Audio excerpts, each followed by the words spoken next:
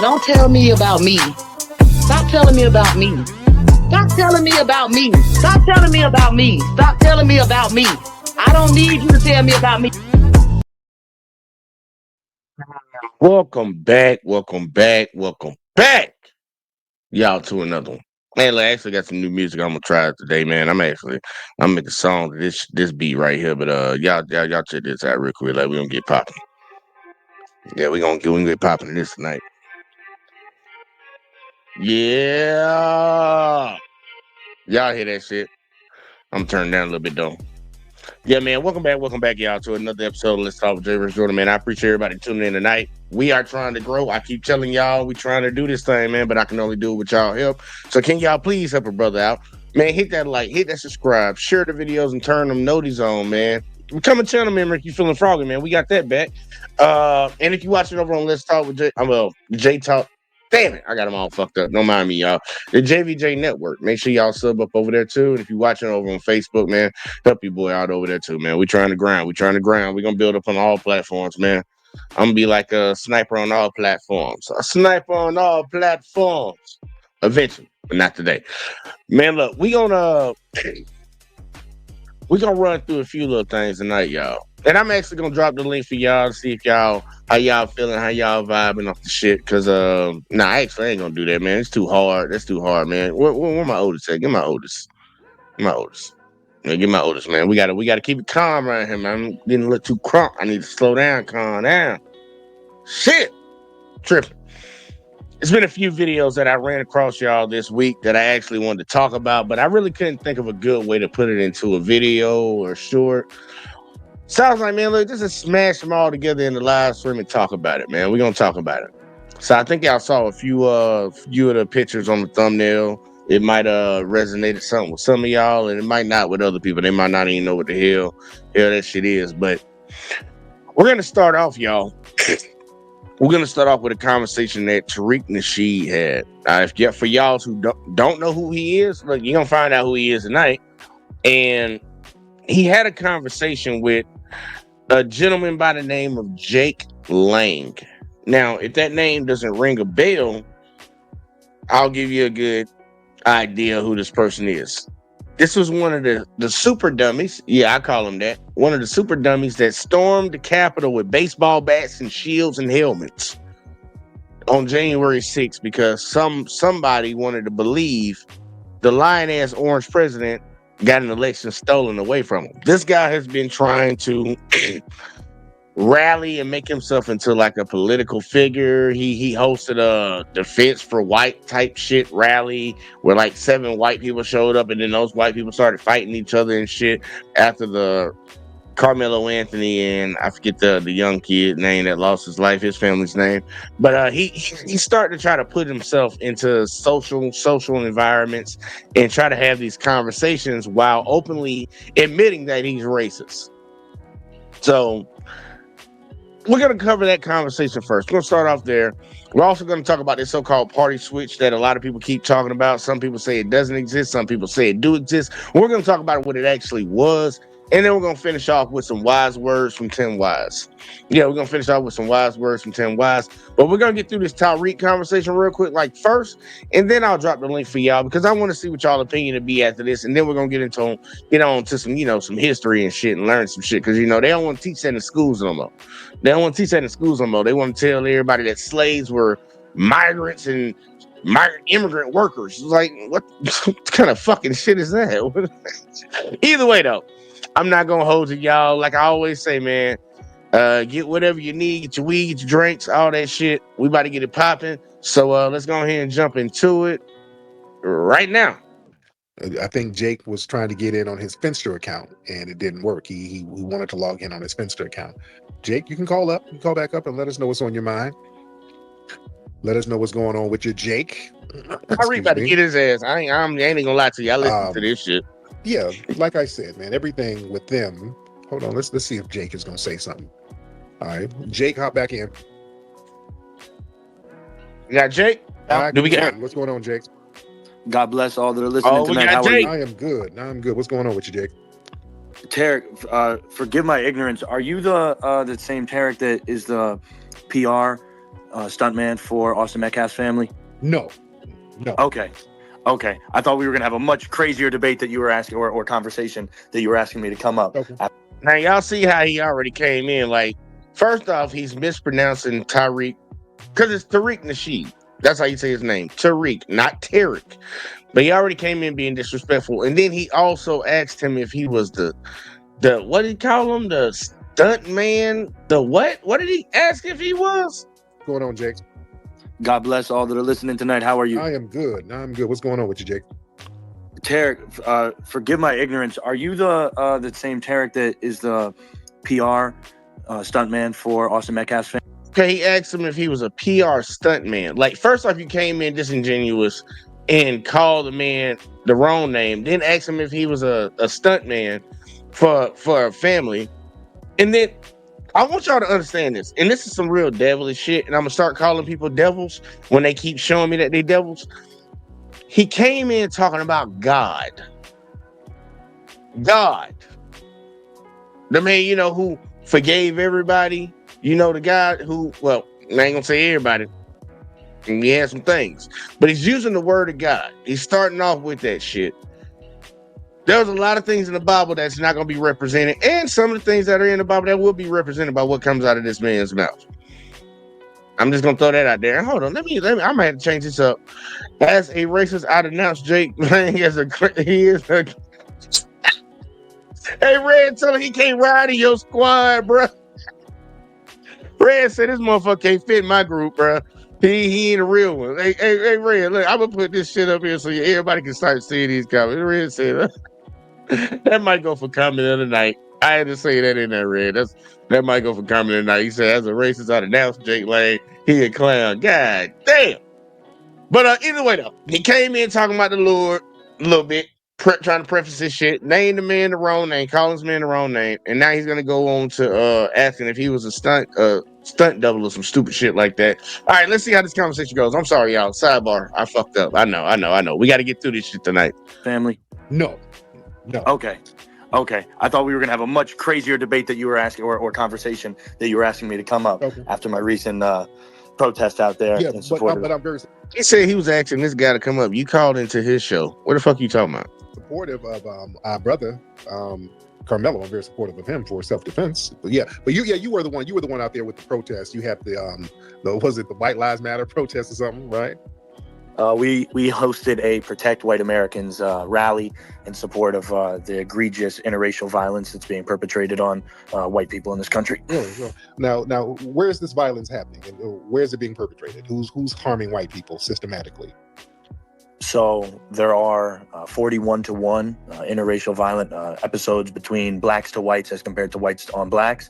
And I just noticed, we know that's inaccurate. You know why? Because white law enforcement agencies rarely report those crimes where white people are harming black people. And we see videos every day. Those are not even reported by the police. Even the hundreds of videos we see daily where white people are trying to terrorize, harm children, harm black people, assault. Most of those are not even reported to law enforcement. And then when law enforcement sees it, they don't even report that to the federal authorities. So let's put everything in context when you say that. Now, black people, everything we do is reported. So go ahead.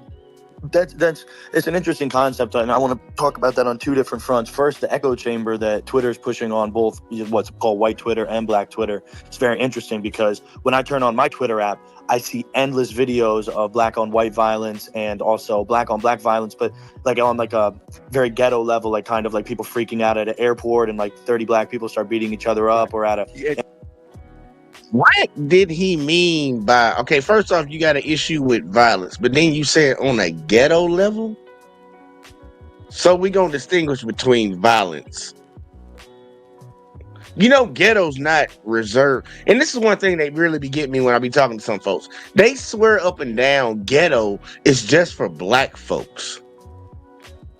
Ghetto behavior is just for black folks. I don't understand why they just associate that shit with black people for some reason. Because I know a lot of ghetto white folks. I actually know some ghetto Indian people. Have y'all ever met a ghetto Indian person? It's rare as fuck, but I done met some. I done met some that are ghetto as hell. But I know what he's using the word for, man. I'm like, bitch, how you look, violence is violence, man. Violence is violence, man. I don't care what they talking about. And see, you got Op in the building. Shout out to Op, big out. He said, what about the white guys that jumped that brother in Alabama? That was ghetto. You could classify that as ghetto. Yep, happened down there in Montgomery, Alabama, man. Had a kid swim across the water, breaking all stereotypes. You know, black people can't swim. But yes, that was ghetto. Tried to jump the guy who was just trying to do his job. But either way, though, I don't like when people use ghetto, man. That shit ain't even it. And see, I got y'all comments scrolling up, but I'm gonna read these last two real quick, like, and get back into it. Red say Indians straight up, straight off the Reds are ghetto as hell. And then he also said, throwing chairs is ghetto no matter the color. There's a lot. Look, I think there's ghetto actions, but we all know how ghetto is associated. You say ghetto, people automatically think the people you talking about were black. They try to lynch that word to black folks, man. It's crazy. It's wrong. But either way, though, let's keep going. In a cafeteria. Right. And so it's very interesting that You see your that? Twitter algorithm feeds you the complete opposite of what it feeds me. So we have to be cognizant of Right. that. And then the thing is, you have more white supremacists who cherry pick and curate that content. That's literally all they do on Reddit. That's all they do on 4chan.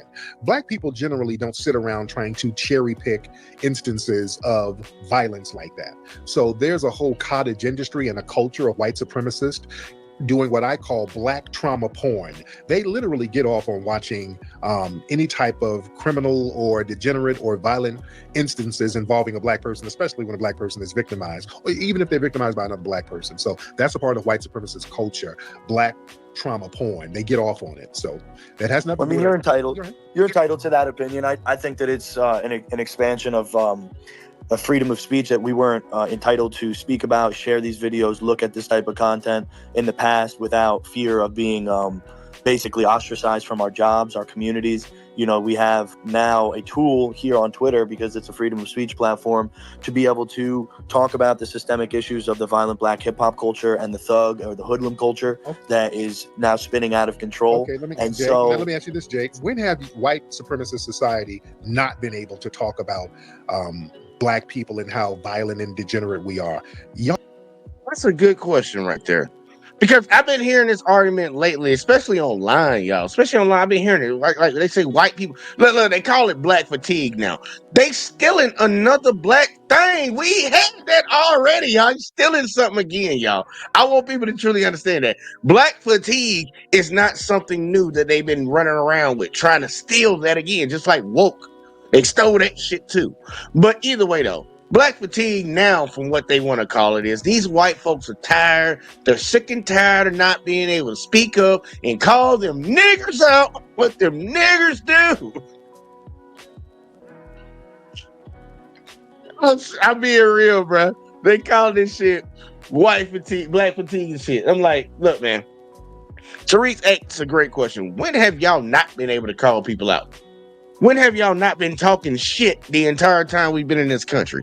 Majority of the narratives about race in this country were shaped by you, the shit talker, Captain Shit Talker.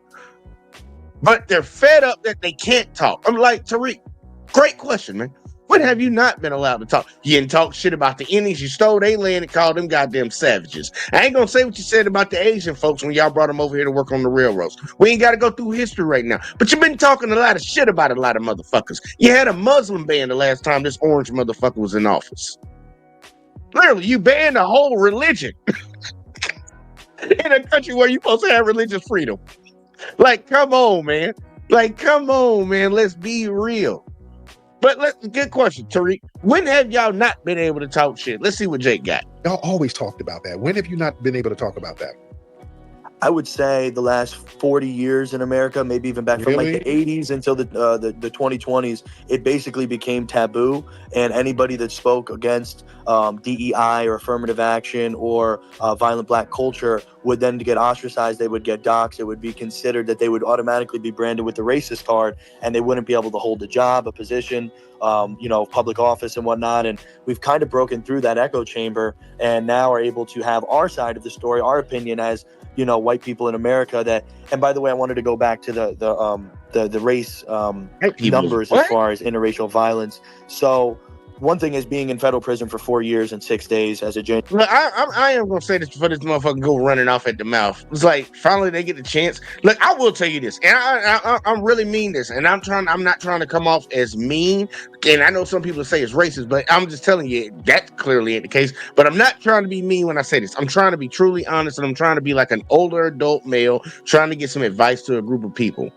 White folks, y'all didn't experience 5 minutes of what black folks didn't experience their entire time in this country. Shut the fuck up. Stop crying like a bunch of fucking bitches. Like for real. Y'all act like black people are being advantaged when y'all still own like 90% of every fucking thing in this country. Y'all are the 90% of the CEOs. Y'all 90% of the shareholders. You own 90% of the homes. You own shut the fuck up. You just don't like people calling out your ancestors. And then you get roped into it by getting mad about your ancestors getting called out. So then you get called out. It's like for a motherfucker that defends a rapist. Motherfucker, I'm gonna look at you crazy too. So picture yourself being in that position. Picture yourself being in that position. You're trying to defend that foul ass bullshit. Just put it like that. Stop crying and experience 5 minutes of what black people always experience. Go ask the Native Americans how they feel about shit. I would say go ask the Asians, but really I would just say go ask the Japanese because the other motherfuckers don't seem to jump on your goddamn team for some reason. They think they white too. They gonna find out too. Y'all gonna let them know in a little while. Y'all gonna let them know in a little while they ain't. But nah, bro. And see, Red said you can own 99% of everything and still be persecuted. Just look at South Africa. Oh my God, Red. I know you didn't really say that shit, man. Why you say that dumbass shit? Ain't nobody in South Africa being persecuted. Would you believe Trump? Oh, I forgot. Red is our local residential racist. I gotta let him get his own little thing out. But Red, you're misinformed. I don't know how somebody that steals somebody else's land be the descendants of the people that stole somebody else's land talking about they persecuted in a country where they earn, like you said, they own 90+% of everything, but they're persecuted. But you got the power to goddamn turn the gun against a motherfucker. Like, come on now. And we got Quick in a bit, man. I ain't seen Quick in forever, man. Quick look young in that picture right there. He said, what's up, man? What it do? They say, I'll send you the farmer murder. Look, I actually already looked at them numbers, and they don't even specify between white and black, but they do actually talk about farm workers, and there's more black farm workers than there are white farmers. So it would make you think that, man, look, I don't even care about none of that nonsense. Look, you talking about the murder. Like, Can we? I need to know where black folks and Native Americans can send the murder numbers to the government of the United States if we tripping over possibly like 5 people or some shit. Like, come on now. But Red said the numbers I have do specify. Okay, hey, send them to me. I don't give a fuck. I'll double check that, verify it, and see if it's some bullshit. And Quick said I lost 120 pounds. You damn sure did, bro. You look real. Look, I'm gonna have you come up in a little bit. But god damn, yeah, you did. You dropped some weight, man. Congratulations, man. Let's keep grinding, y'all. Let's keep grinding though, because I do want to get y'all up here in a second. January 6th political prisoner, which I just got pardoned by President Trump. I noticed amongst the black inmates, a lot of them were miscategorized, and the mixed inmates, ones that had a black parent and a white parent, or ones that had a white parent and a Spanish parent, were all categorized. There was a huge amount of them categorized as white on their paperwork, and you would look at them and clearly say, this is not a white person. So I actually, in my own experiences, I've seen it the opposite, that it's not white on black violence or the other way that it is being underreported, as you've claimed. It's actually, in my experience, that they've actually started to kind of over-report other races as being white. And that's my personal experience. And that's the amazing thing of white supremacy. Even the white people who are in jail ain't even white. They're still black. That shows the privilege of white supremacy, sir, and you just proved that. Also, let's back up. You said in the last... No, I'm not saying that they categorize black people as being white. That's how much privilege you got. Even the white people that's in jail ain't even white. That's how much of a privilege you have, sir. Sir, you did something that black people could... Went over Jake's head. He don't even get it. Like, dude, you just said that there's people in there that are clearly not white, but they're listed as white. So the white numbers would actually go down, which means they're actually doing exactly what we said before. They're over prosecuting and over locking up black and brown people, mainly black people. But you get the brown people in there too. They always want to be a part of our team too. Couldn't do in a million years. You're sitting up on Twitter talking to me. You stormed the Capitol. You got Black Panthers in prison from the 1960s talking about doing what you did. This is white supremacy and white privilege. White privilege comes with white Trump supremacy. pardoned many black people as well. Who? There were, my friend Cash Kelly, my friend Daryl Neely, my friend what's his name? We called him the Colonel. Yeah, not for storming no damn. Not from. No, of course. They January 6ers. January 6ers. Yeah, they pardon people for like having weed or some shit. No. I'm talking about Black January 6ers. I know about maybe a dozen of them, plus other races as well too that weren't white that Donald Trump pardoned.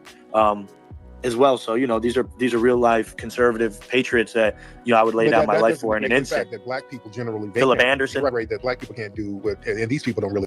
Red, I said that to the point of where you all like every time we bring up white people commit more crimes, and y'all say no, there's just more of us. It makes the situation worse for y'all because y'all do commit more crimes, but they're not locking up as many of y'all. You can take it either way, man. You can look at it one way or another, however you want to look at it to make you feel good about it. But that's the point that I was getting at. Y'all commit more crimes. White people already agreed to that. There's more of us. You're not getting locked up for the crimes you commit. They're putting that shit on other folks. the per capita doesn't strike again because guess what, Red? Y'all don't patrol your own. Y'all don't prosecute your own. You let people like fucking goddamn George Zimmerman. You trying to walk away. You trying to get Derek Chauvin out of jail. Like, come on now. Y'all don't prosecute your own the way you prosecute other people. Y'all don't even patrol your own the way you patrol. Black folks and white folks use drugs at the same, if not equal level. Who gets patrolled 90% of the time? Black people. I know so many meth heads that are white. I know, dude, most of the beggars in my city are white. Majority of them. And I live in a majority black city. Like, they can lock them motherfuckers up for a lot of things. Y'all don't prosecute your own. You don't patrol your own. You don't lock your own up. Like, I ain't trying to hear that. Like, yeah, you looking at black folks. Yeah, we would make up a number. So who the fuck? Why wouldn't we make up the number? Y'all looking at us all goddamn day long. But see, I'm saying y'all commit more crimes, but pretend y'all better than us. It's more women watching kids. Don't mean it's okay they abuse kids. And then Red came back and said, what do we have to patrol? No drive-bys in the suburbs. You crazy as hell. I covered, look, see, that let me know that you don't be paying attention. I covered a video, y'all, probably like a month ago on live stream, I think, where you had an actual sitting sheriff of a town did a drive-by on the judge of the town because he thought the judge was fucking his wife. That man did a drive-by in his cop vehicle. And guess what they did? They didn't prosecute him. They told him they need to talk it out and calm down. Like, come on, man. Stop that nonsense. You see what you want to see. If y'all really looking up numbers, really go look them numbers up. Because he can even look at the FBI data, who's the biggest threat to America. It damn sure don't say black folks. Let's keep going, though. Let's keep going. Identifies black, like Enrique Terrio. Y'all try to say he's black. No, he's Cuban. Right. He's not. I didn't even mention his name. Right, honestly, right. I mentioned other people that do identify as black, that are black. That some of them come from some pretty rough backgrounds. Nobody knows about them coons. Some of those people you name, they come from Caribbean backgrounds. They don't come from foundational Black American culture. But again, something you said that we're like, I didn't name any Caribbeans. I named African Americans that were pardoned by Trump for being patriots. No, but those people you name, some of those folks, from my studies, they don't come from our lineage. They come from Caribbean backgrounds. Some of those people, Tariq, are technically African American, but they're not foundational Black American, meaning their lineage doesn't go back to slavery in this country. That honestly sounds pretty racist, like black on black racism. Actually, one of my friends. No. Well, I got this.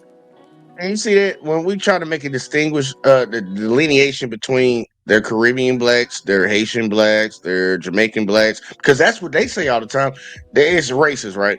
But all these motherfuckers talking about, oh, no, you're white. No, I'm German. Oh, you're white. No, I'm Italian. Shut the fuck up. Shut the fuck up.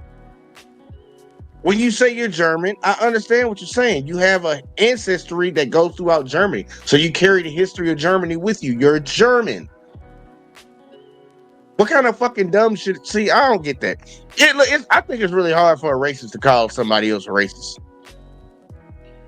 I know it takes one to know one type shit, but damn, bro, I don't think y'all really, this motherfucker at least, but Red already said he a clown. It's our residential racist. He letting us know this dude a clown. Like, bro, what the fuck are you talking about? What are you talking about? And I Red have a said very close Caribbean. friend of mine. Yeah, I How ain't many? gonna do that, Everybody Red. on here. Stop. I know. No, I'm about to We get explain. into some anecdotal thing. Now, how is our lineage racist? I have a lineage. Well, no, I'm saying, so first of all, I have a very close friend. Everybody knows him on here. His name's Dom Luker. He's 1.5 million on Right. X, very smart individual. And me and him have long talks on this. And actually, there's like this split in the black community about like what you said, ancestral or anecdotal, or Shit. people from I guess 400 years or plus more here, plus other people that are kind of coming in on the phrase of things. And there's like a split between like who's the realest black man in the room. So I don't know. You guys got to deal with that in your own community. No. We don't talk like who's the realest black. No. That's white supremacist filtering. That's not. No, we didn't say nothing like that. I mean, you're the one putting them down. You're the one saying that they're not as black as I am. I didn't say nothing like that. So we're not going to do. do on white not say so. We don't do that. Don't do that. We don't do on white not. I didn't say anything remotely like that. Well, so what is their crew? I want to know, Red. I actually want you to actually type this in there. What makes Tariq racist? What has Tariq Nasheed done that is racist? I want to know. I want you to write that down below for me. Help me out because I am ready to see this shit. I'm ready to see what made Tariq racist because I'm gonna see if a lot of folks in your community, and I'm giving you a easy as like a little heads up. Remember what you're writing down because a lot of these things can apply to your people. So what makes him racist? I want to know. Write it down below. Please write it down below. Credentials, they have the same skin color, melanin, they've been through hardships as well, according to your point of views. Why are they less connected to the roots? Or I don't understand where the internal racism comes from. There is none because there is none. That's why you don't understand. Well, yeah, I mean, you were putting them down as like a lesser party, not me. I didn't say that. You're saying those people aren't ancestral blacks. They were lesser. Just because you're an immigrant doesn't mean you're less or anything. You're just an immigrant. I'm not. Well, why would their time in prison or what they went through? We have different lineages, and that's okay. That's not even good or bad. You're the one. Well, you're saying they're not real blacks. They're Caribbean. Okay. But Jake, we don't do that, Jake. All right, you're gonna have to slow down. I know you're emboldened by being pardoned and all that stuff, but yeah, we don't do that. You got to slow down. Hold down. You're talking over me. I don't like muting people, but you got to slow that down because now it can be interpreted as disrespect.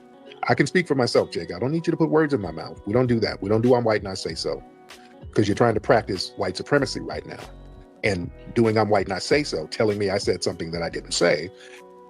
That's you practicing white supremacy. That's the same thing as George Floyd died of fentanyl. It's just saying shit. Well, I mean, there's statistical data that goes along with that as far as the coroner's report does. Which is not true. The question before we get across this. No, let me finish what I'm saying. I like a lot of people say that there's statistical data that shows that. There's also statistical data that disproves that. We ever gonna talk about that shit? Are we ever gonna talk about that?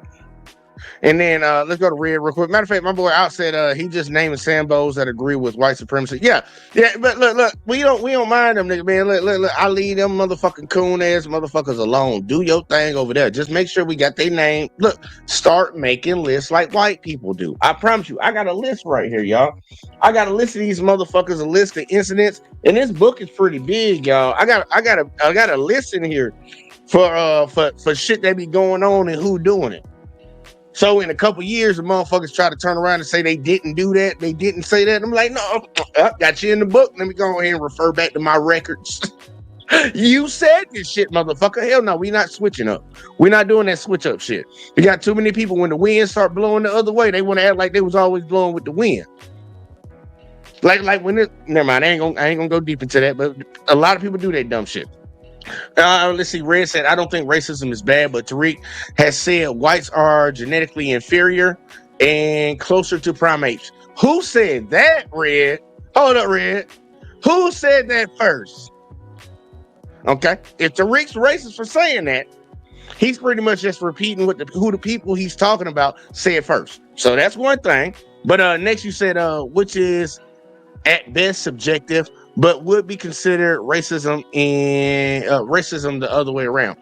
It is considered racism because y'all said it first. Y'all said we were close to the primates. Has anybody ever shaven like a gorilla or a monkey, any type of monkey? They don't look like me. But there's a group of people who they look like, y'all. I'm not even bullshitting, man. I'm just saying. I ain't trying to be funny or nothing, even though that is funny. There's been a lot of people who keep saying that come from the Caucasian community. They compare black people to monkeys, which is crazy. I'm like, shave a monkey, and what does a monkey look like? Who he look like? Don't look like me. You're just going off the motherfucking hair. And we understand people do have Neanderthal DNA. There's a lot of people walking this earth with non-melanated skin that come from Neanderthals. We know that. There's two different genotypes in the world. Ultimately, two genotypes. So I'm just throwing that out there. Either way, though, but actually, I'm gonna let it keep playing. I will try to link in a second, y'all. But let's keep going. I have a lineage that's unique from Caribbeans and continental Africans. That's not good, bad, right, or wrong. That's not bad or worse. I'm not an immigrant. I don't have an immigrant background. And people from immigrant backgrounds, a lot of times they're going to have a different outlook on certain things in certain parts of the culture than we do. And that's okay.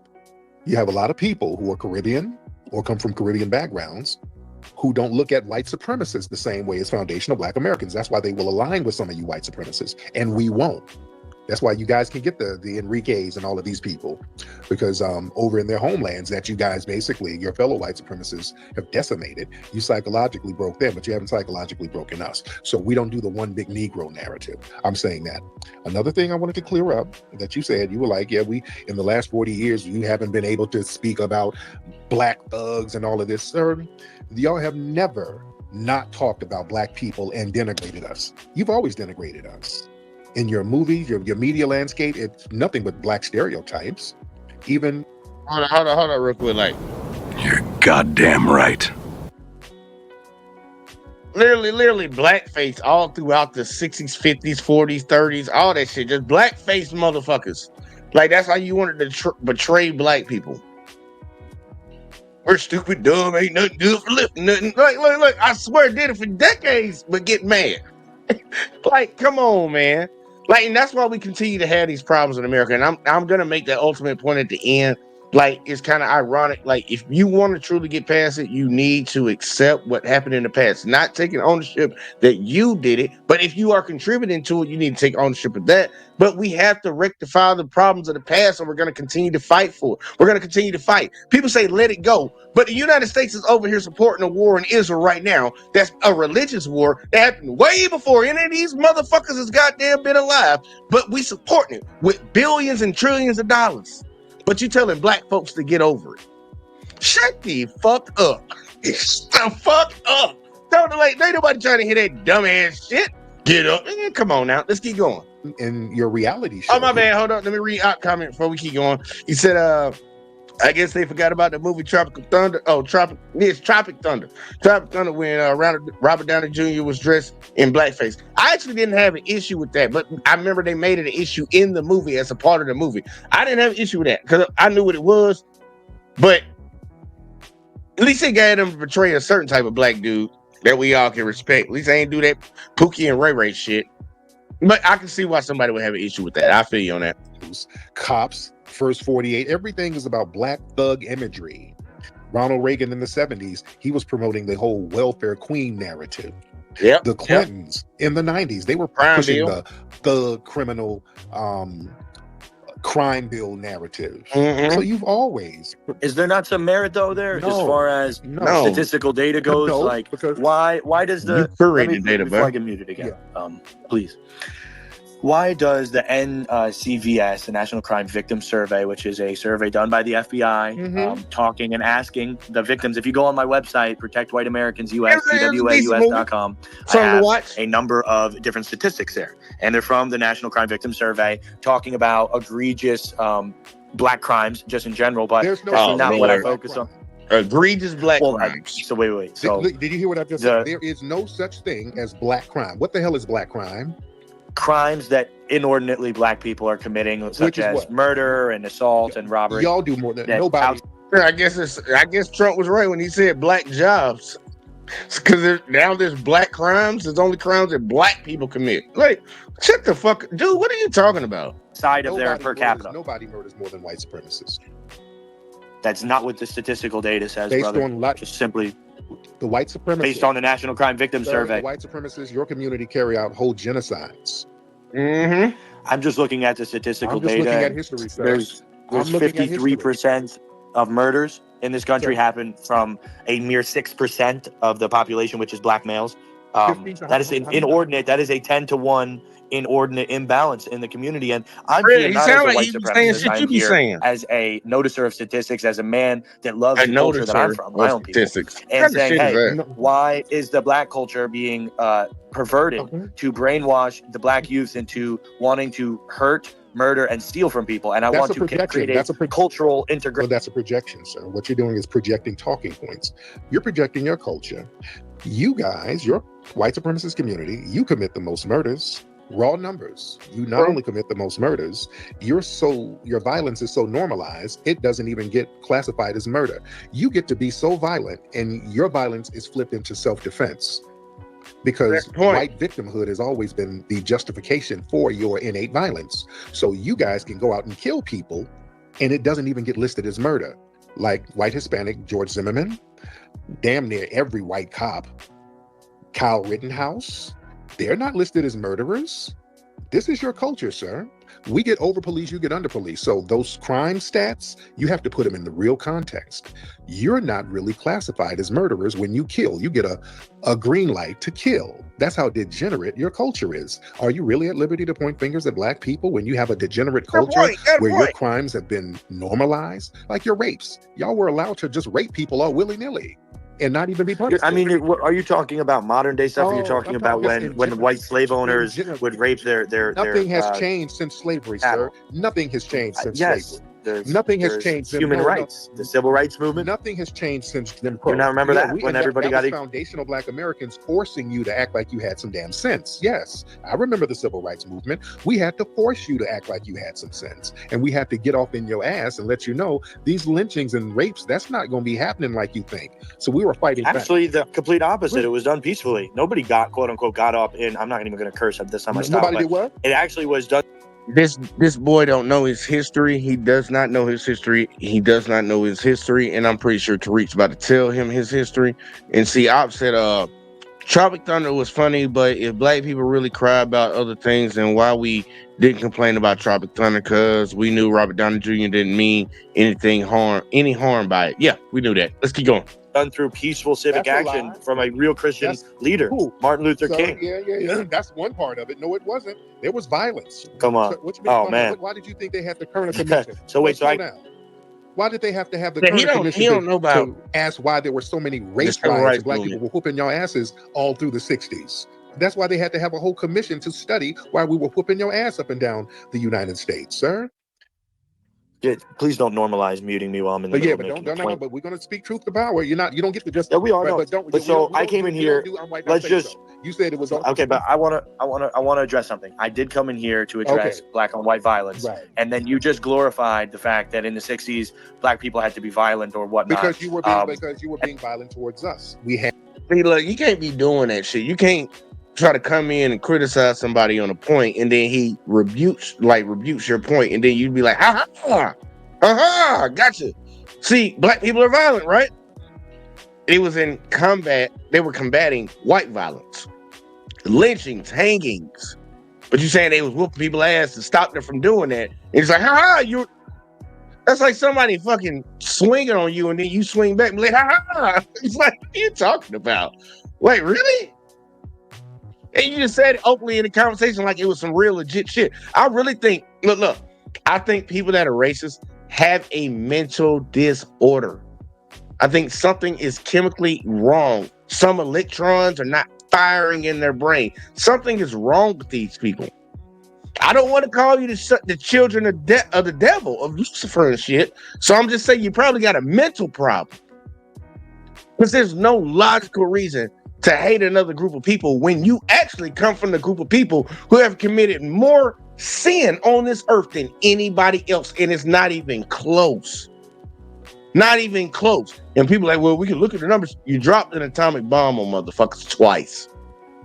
There's no conversation about anything else. There's no conversation. You dropped an atomic bomb on motherfuckers twice. And then be the first ones to tell everybody else they can't have nuclear weapons.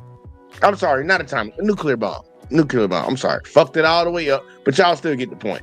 The nuclear bomb is still, I think is nuclear bigger than the atomic? We'll talk about it another day. We ain't gonna talk about it right now. But yeah, it's crazy that the pot's calling the kettle black. Had the peaceful, nonviolent sector that was a part of the media apparatus, but behind the scenes, black people were turning up and getting the bullshit up out of here. So yes, you had to be forced to act right, sir, because of your violence, because of your raping, because of your lynching, sir. And now you've basically pawned the lynching off to law enforcement.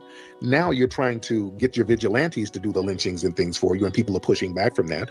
So the real degeneracy is in white supremacist culture, right? I can definitely not say that. I'm seeing a man that is glorifying violence, and compared to a man here who has actually committed political violence as far as in self-defense of my country. No, yes, and I'm not here glorifying it. Everything that white supremacists do, it's all self-defense. Every act. Hey, look, he did call him out on that one earlier. He said he committed that crime in self-defense of this country. Bitch, you tried to overthrow an election that was not stolen. Your guy just lost. You're a sore fucking loser, and you decided to actually commit treason against your own country because you're a sore loser. You shouldn't be walking around right now. That just shows your community. How foul and evil and stupid that is. You committed treason against the country you claim to love because you're a dumbass and said somebody stole it. And somehow you're walking the fuck around. Let a black dude be sitting in a goddamn stolen car, supposedly. Oh, that's a death sentence right there. But you can storm the Capitol and beat up on police and try to overthrow the entire government, and you're walking around free right now. Think about that, y'all. Let's keep going. Well, no, I mean, there's a Second Amendment. There's a Second Amendment to attack tyranny. But that's how white supremacy works. Everything is self-defense. The white supremacists, because you feel like your birth rates are so low that you're not going to survive. Everything is about survival. And everything you do, violence, rape, murder, mayhem, thievery, is all under the guise of self-defense. That's a degenerate culture to have, sir, right?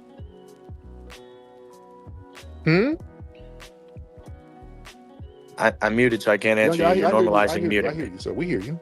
We hear you. So I just don't see what you're seeing in white culture. When I hear white culture, right? Hey, look. We know that, bro. We know you don't see it. We know you don't see it. That's why we be wanting to tell you this. We be wanting to tell you this, but we be entertaining you. You need to leave. That's what we be wanting to tell your ass. But we trying to be nice and entertain your ass. You know, this our little retarded cousin Timmy. Y'all be nice to him now. We know he's stupid, but just entertain him. That's how we be treating you. That's how we be having to treat your ass. You don't know it because we be polite and nice and all that shit. Motherfucker really be thinking about you. You like your little retarded cousin Timmy right here.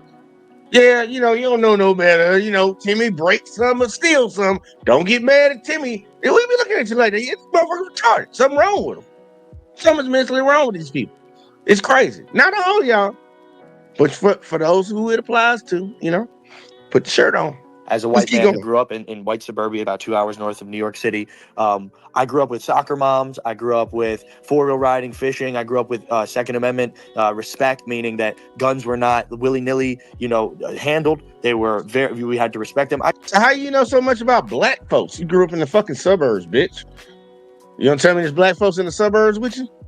The fuck are you talking about, man? See, I've said Trump can only beat women in an election.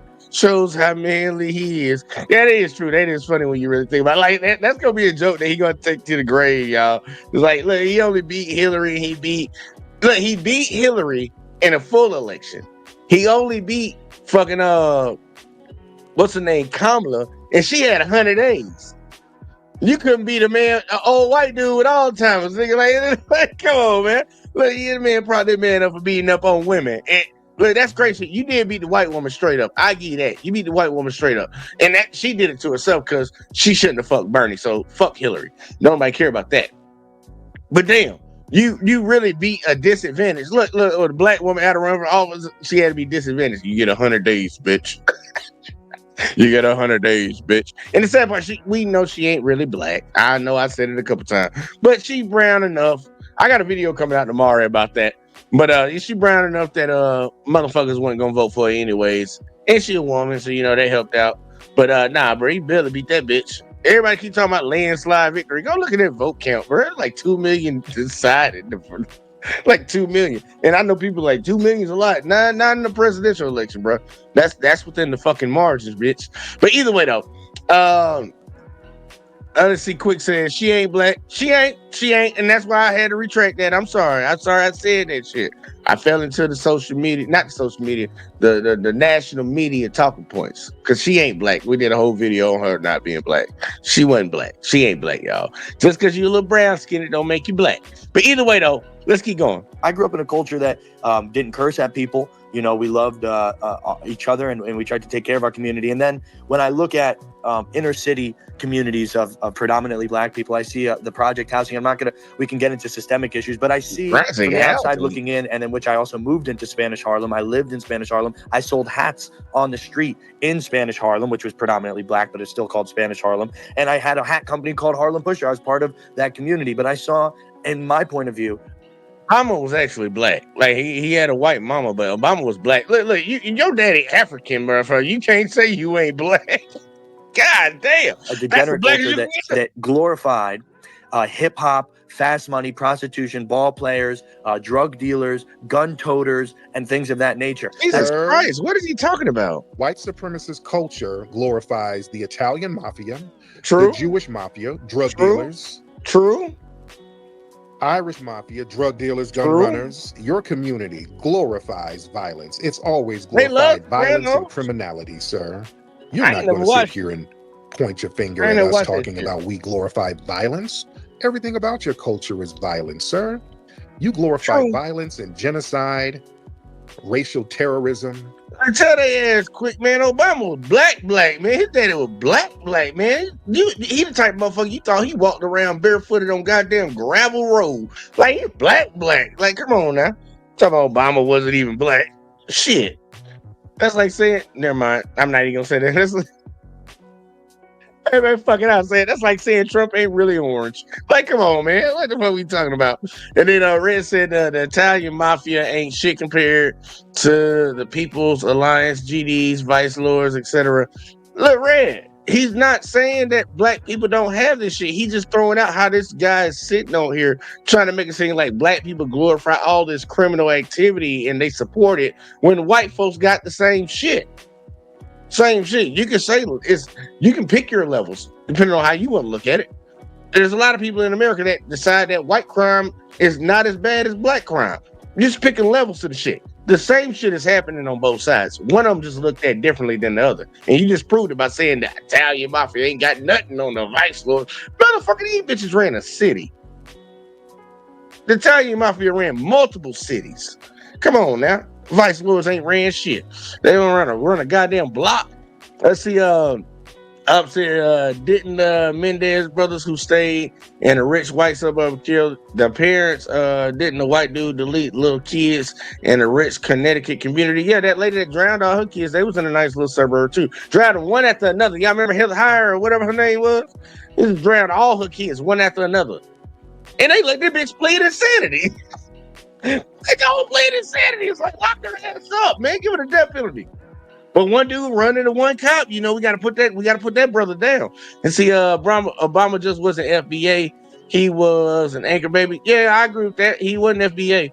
And see, I said, y'all community so perfect, but rock music influenced y'all kids to delete their parents. Yeah, look, rock music do be going hard. People don't really be listening to the words. And see, vice lords facilitate Tyree Nichols' death. If you say so, that's one individual. Think about that, Red. One individual got deleted because, at least that you're pointing to, that's your example. The Italian mafia. Look, do your own goddamn whatever you want to talk about, man. I ain't got time for that. You guys made movies. Some of your first blockbuster movies were about the Klan, Birth of a Nation, a violent terrorist organization, sir. They were your heroes. You're talking about we worship degeneracy? And if we're going to talk about hip hop, 80% of hip hop music is purchased by white people. When you go And to Coachella and look at these ain't that right, Red? You a big purchaser. You probably used to be that black hip hop music. White people love black music. Look, white people just love black folks. Low key, low key. If we left this country, I don't know what y'all to do, man. I really don't know what y'all do. I probably just murk each other. big concerts with black artists and rappers, look at the audience. That's your community in the audience, sir. Well, there's a difference between consuming a piece of content. Let's say, for example, watching The Godfather, like growing up as a white kid in suburbia, watching The Godfather, but then having the actual culture act out and live upon those principles White that people, we see white in, people own it. Hollywood movies. Y'all I buy it, just don't y'all see own the it. white American culture living out the principles of hip hop, living out the principles of Godfather mafioso. I don't see either. I see. Slow down. Yeah, that stuff was based on real stories. That wasn't really fiction. Some of the mafia movies, Casino, Goodfellas, these are based on real people, sir. You guys glorify the Sopranos and all of that because that's a part of your culture, sir. During the Great Depression in the 1930s, in white supremacist society, there was a major crime wave of white criminals who you guys glorify to this day. You glorify Bonnie and Clyde. You glorify Dillinger. You glorify Babyface Nelson. You glorify all of those 1930s gangsters that were running around killing and robbing banks. These people are icons in your community to this day, sir. So you're talking about us glorifying violence? Really? Really? We don't, black society, listen, we don't really glorify murderers in our society. Did you just, but the first thing that you said when I got on. Slow down. Who are the murderers that Carmelo Anthony, for one, to start, because Self-defense, buddy. you said no. That's real Self-defense. self-defense, sir. That was an honor student who was a clean-cut kid from a good family defending himself. He wasn't a degenerate criminal like the people in your community, sir. So what are you talking about? Well, so Who for are the murderers example, that we glorify? there are many. Name But them, sir. I want to talk about Carmelo Anthony. I just named the murderers in your. I love how motherfuckers say there's many, but then motherfuckers tell you to name one. It's like, I don't want to talk about that. You can't name one. Let's see if you can name one, y'all. Let's see if we can name one. And then Red said, if hip hop didn't exist, the world would be better, unfortunately. And I am a fan. Actually, I don't think hip hop is actually the issue. When you really get down to it. Your community that you guys glorify and make heroes into. Hey, just like video games are the issue why kids be going out shooting up schools and shit. Stop blaming what the fuck everybody listens to. You play the shit at goddamn basketball sporting events, basketball games, football games, hockey games. Y'all playing black music nonstop. It ain't the music. It ain't the music. It ain't the video games. Like we need to stop with that dumb shit. And Tariq stir fry his ass. Oh yeah, he going right now. And see, opposite all those movies and shows Tariq named are successful because white people support it. Black artists that sell the most music are bought by white people. Yeah, that's true. And see, Jake is so gullible, falling for all of Tariq's debate tricks. He's not tricking him. He's just saying the truth. And see, opposite Red, you support what you say you say shouldn't exist, and you perform it. Hypocrisy. And then Quick said hip hop gave the world our culture. Yeah, it was just an expression, man. It's just an expression of what we got going on around here, man. Don't get mad at us for having to live it. Y'all the ones facilitating it. Let's keep riding. Not only that, every hero in white supremacist society is a degenerate. You can't find a hero that's not a degenerate, sir. And you talk about our culture? Look at white supremacist culture. Who are your heroes? Name one of your heroes who's not a degenerate murderer, rapist, slave owner, or dickhead. You name them, sir. Just name one. First, let me talk to the first question you asked me as far as who is being glorified in the black hip hop community, or the black community, which has been usurped by the hip hop part of it. You have Cardi B, who openly brags about drugging and Cardi B is not an FBA, buddy. I don't know why the fuck you keep naming motherfuckers that are immigrants. and Cardi attacking. B is a Caribbean. She's not of our culture. Thank you. She's a Caribbean, sir. That's not our culture. You're proving my point, sir. You're proving my point. Okay, so let's move on from there to Curtis Jackson. Yeah. Curtis Jackson. 50 Cent. Okay. What did he Curtis do? Jackson, who's a businessman? The drug dealer, the man who shot up everybody. He's the underdog. See, this is where this motherfucker just starts saying shit, bro. I ain't gonna say nothing about it because I know Tariq gonna eat his ass up because he got the last one. Like, bro, what the fuck you talking about? 50 Cent that shot up everybody. What? I ain't even gonna deal with it. I ain't gonna deal with it. I'm gonna let Tariq. I know Tariq gonna handle it. Red said Cardi B is Caribbean, therefore the ancestors of FBA. Nah, not really. We had two different cultures.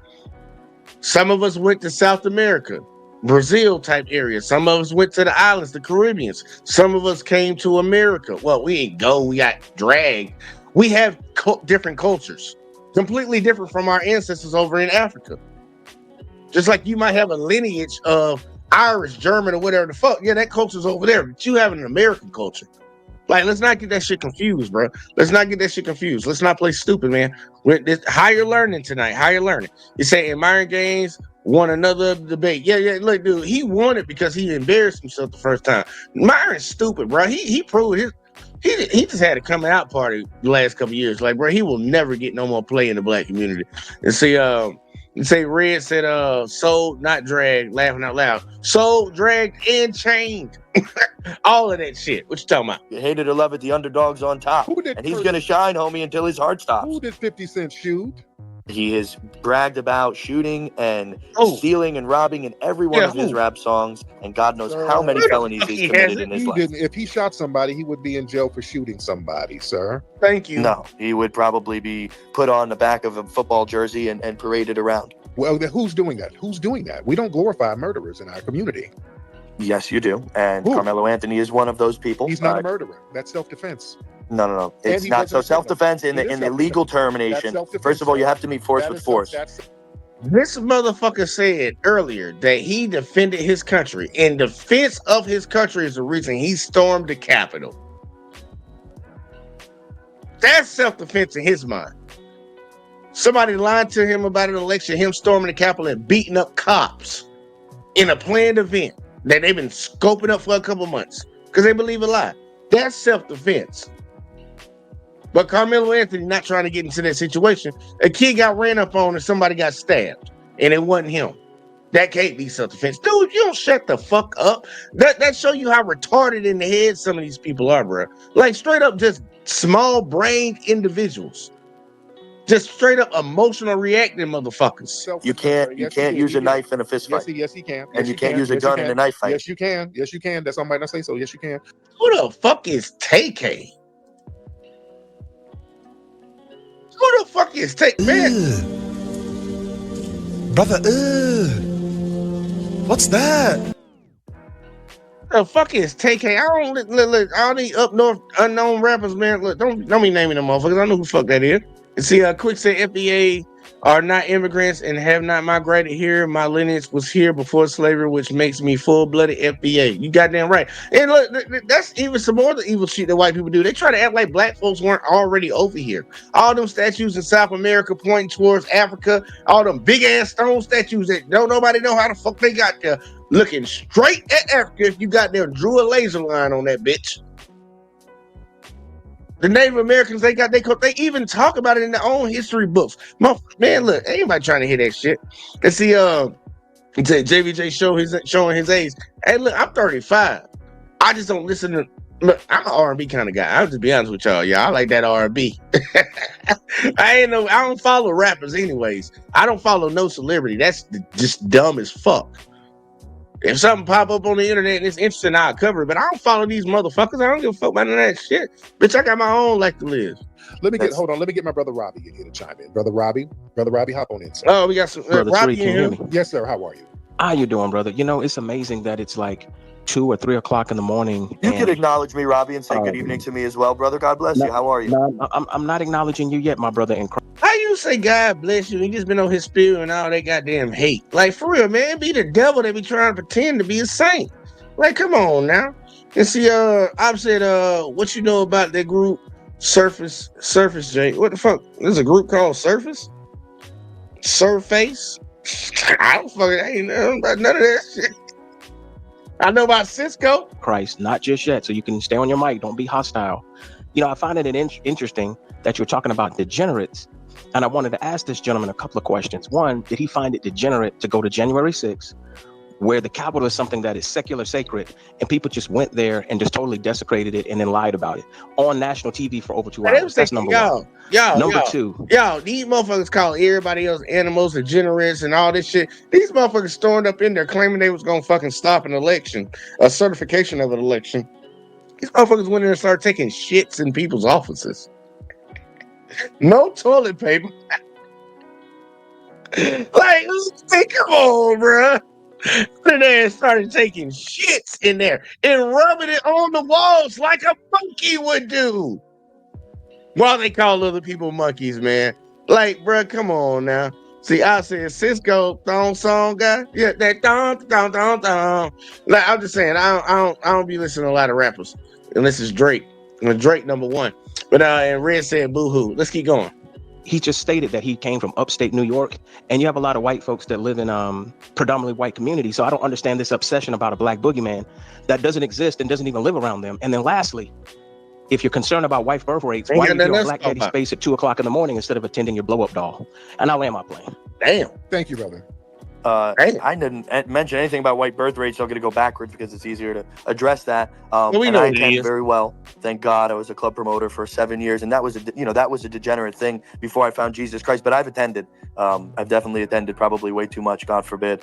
So let's digress from there. We're No, why? Look, it just rubs me the wrong way when people try to bring up Jesus and God and shit like this. Like, bro, we know you a piece of shit, bro. Look at your face. We can see it on your face, man. Bro, the Lord don't live nowhere near around you, bro. You better out to put one of them Nazi goddamn symbols on your forehead, buddy. Like, stop the cap.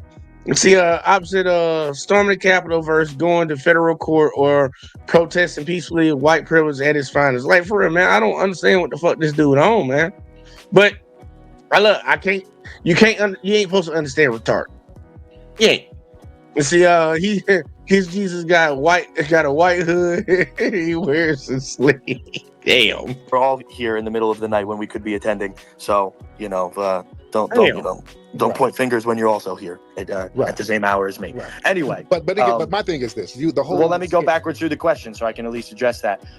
January 6th to me was a peaceful protest, and that was Key word, y'all. To me. Key word. To me. Go say it one more time. Let me make sure I go back far enough. before I found Jesus Christ, but I've attended. I've definitely attended, probably way too much, God forbid.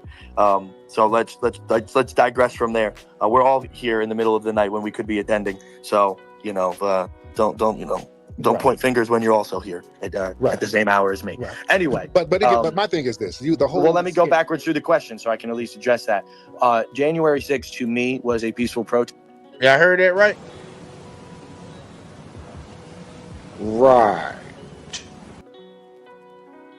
I'm gonna let it continue, but to him, in his opinion, don't matter what the law say, but to him, this is what January 6th was. Protest, and that was escalated by. And so, first of all, this is a huge bisection, and we've actually joined hands with some Black Lives Matter leaders, like Mark Fisher, the founder of the Black Lives Matter Rhode Island chapter, because January 6th was a mass police brutality event, and we know that inside both of our communities, that is a huge hot button issue, and we've actually been able to lock hands with different members of Black. Yeah, y'all only try to say it's police brutality because a black officer had to put some hot rocks up in some of your folks. So now it's police brutality. No. Oh, no. Michael Byrd had to do what he had to do, didn't he? No, I mean, she was a 5'2" woman with American flag wrapped around her. Why would deadly force be breaking in the Capitol? Yeah, y'all sat up here and folks died. Hey, I mean, God forbid. Listen, the fact that y'all you talk about violence. The fact that y'all had a violent insurrection. A lot of people died that day. Shot, heart attacks. People died that day, and you guys get to get out of jail and walk around and pop your collar. And you want to talk about violence in the black community? You guys aren't listed as murderers. If black people stormed the Capitol and anybody died, they would all be listed as murderers. It would be an all-in law put on them. The murders would be put on them. You guys are walking around out here chilling on Twitter. Black people did storm the Capitol. You're goddamn right. Dozens and dozens and dozens were arrested by brothers that I love very much. No, dozens, not dozens of black people. You had a handful of Sambos. I can name you a handful. James Gillespie Beeks. Okay, slow down. You had a handful of Sambos out there with you guys, and some of them. And some of them got the strictest punishments, by the way. That's it. That's another thing that was very interesting. The black ones got some of the That's strictest complete punishment. fabrication. That's not my guy that was on fabrication. my podcast today, James Telesco Beeks, was the only one acquitted from January 6th. He's black. He got acquitted in the DC courtroom. Do you want to know why?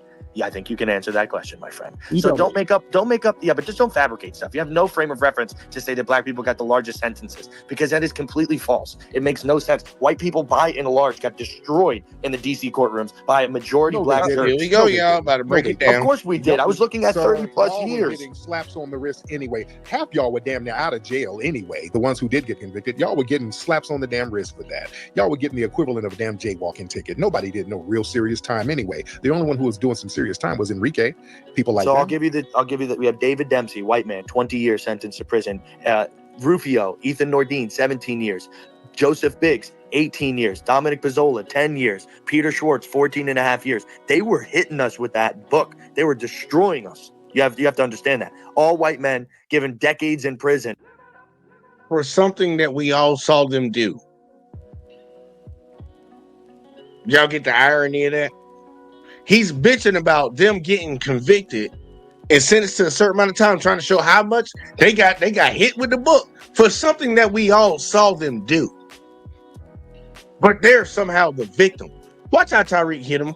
And they're not even injuries on these guys' indictments. They were literally trying to crush us. And they did, but God saw us worthy to bring us through that Red Sea and part that Red Sea and bring us out to the freedom. We were enchained by that Pharaoh, that DC leftist swamp, and we got out. It was a blessing from the Lord, literally a miracle. Sir. Literally talking as if something happened to you. You went around, like the term they like to use now, but they fucked around and they found out and they still lucked up because a motherfucker got back in the office and let him go. Again! America, that's on your head. That's on your head. Actually, white folks, it's on y'all head. And y'all Hispanic folks that voted for that motherfucker too. We already know the Asians. We know which side they on. But yeah, that's on y'all head, white America. That you can all witness. Okay, family, I want y'all to listen. Okay, everybody look this up. It was like over 1,000 people that got sentenced. All right, it was about 1,000, a little more than 1,000. 1,600 people were arrested for January 6th. The average sentence for you guys was 2 years. Most of the sentences were like 120 days, like 4 months. Literally, these dudes were getting slaps on the wrist. Don't let this guy sit on the phone and lie. Yeah, now some of the notable, you named the notable ones, like some of the guys who got Joseph, some of the guys who were organizing it, like Biggs, and all of those guys, and Enrique. Yes, they got larger numbers, but for the most part, these guys were getting literally jaywalking sentences. Because they were literally jaywalking. Yeah, they literally went. 95% of the people. They said they literally were jaywalking. So breaking into a building that you ain't supposed to be in is like crossing the street. Not at a traffic stop. Dude, you don't shut the fuck. You've proven the point that Tariq made earlier. When you commit crime and you commit violence, you don't view it the same way if somebody else did it. And your people recorded the exact same way. He's proven the point and not even knowing it. That's why I think something wrong in their head, bro. I think something wrong in their head. Or they can just be responsible and say, that were charged from January 6th did not do anything but enter the Capitol and leave without touching an officer, touching anything, a piece of property in there. And so, of course, those people got lesser. Right. It's called white privilege and white supremacy. No, every single day. Welsing, hop on Welsing. Let's get our sister Welsing. Oh, where'd she go? Well, Welsing. Okay. I wanted to get our sister on here. She's a very thorough sister. I wanted to get her on here. But yeah, I mean, it's just a bunch of white, I say so. Which is, I'm not shocked. It's nothing more than Tariq, white, I say so. I'd love to say goodnight and say a short prayer over the audience, like 30 seconds. In the name of Jesus Christ, Lord God, bring healing. We ain't listen to this motherfucker say no fake ass prayer, bro. You ain't gonna keep desecrating God. You gonna burn in hell for that shit. But opposite, they have the right to fight back, but black people don't. Gotcha. And that's really what it comes down to when you really think about it, because like we got the case with Carmelo Anthony's self-defense. They sent that boy straight to jail. George Zimmerman, how long did he even really do time in jail? I think he got locked up one day and bailed out the same day. Like it's a joke for motherfuckers to sit around here and say all that dumbass shit. Like, come on, man. Like, let's be real, bro. And I understand motherfuckers don't want to be real, They always try to act like things happened in the past and times have changed and things are different. And I'm like, you would be the same people if you lived in that time. Look at what you're doing right now in today's time. You're advocating and fighting to be able to do what the fuck they did back in the day. We just gotta sit here and be quiet and not be racist to people. We're sick and tired of this. We have black fatigue. Like, what the fuck is wrong with you? Like, really make that make sense, man. That don't make no goddamn sense. Be the same people. That's why you the descendant of the motherfuckers. You see, Quick said, never let a demon pray over you. Yeah. I wasn't gonna let that shit slide. Fuck that. I would have muted his ass. I was 3. And see, opposite, he's the white slave master. They use Jesus to keep us enslaved and to make us act right. Yeah, man, like slaves do not rebel against your master. That was taught a lot during slavery time. I bet they won't put that in no history books for the kids to learn. Motherfuckers subverted the Bible to enslave people, to commit an ultimate sin against people. They subverted God's word and talk about they Christians. Man, get the fuck out of here. But look, either way though, we about to do a little history lesson, y'all. We're gonna do a little history lesson because we keep, at least me, I constantly keep hearing people talk about Democrat, Republican. And they say the Democrat Party is one of slavery and all the other shit and all. First off, y'all already know I don't give a fuck about either party, but I know which one I definitely won't fuck with. The one where the residential races lay at, and it starts with an R. Y'all can put 2 and 2 together.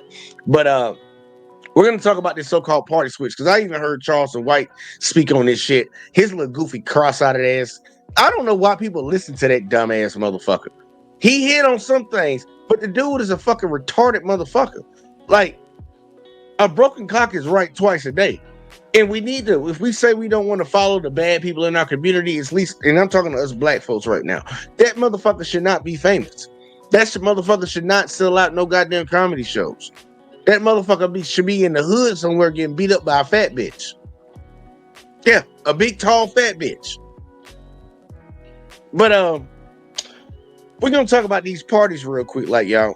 We're gonna talk about these parties. Let me see. Opposite, he's the white slave master that used it. Okay, I read that. I don't know why the fuck I thought I didn't read that. Either way, though, let's go ahead and jump into this real quick, like, cause it ain't that long. The American Republicans are considered the conservative party, and the American Democrats are considered the liberal party. But if you talk about the Civil War or the 1960s, suddenly the Republicans are the liberals and the Democrats are the conservatives, and everything between then and now seems to be a confusing mess. So, why is this? Did the parties just suddenly switch platforms at one point?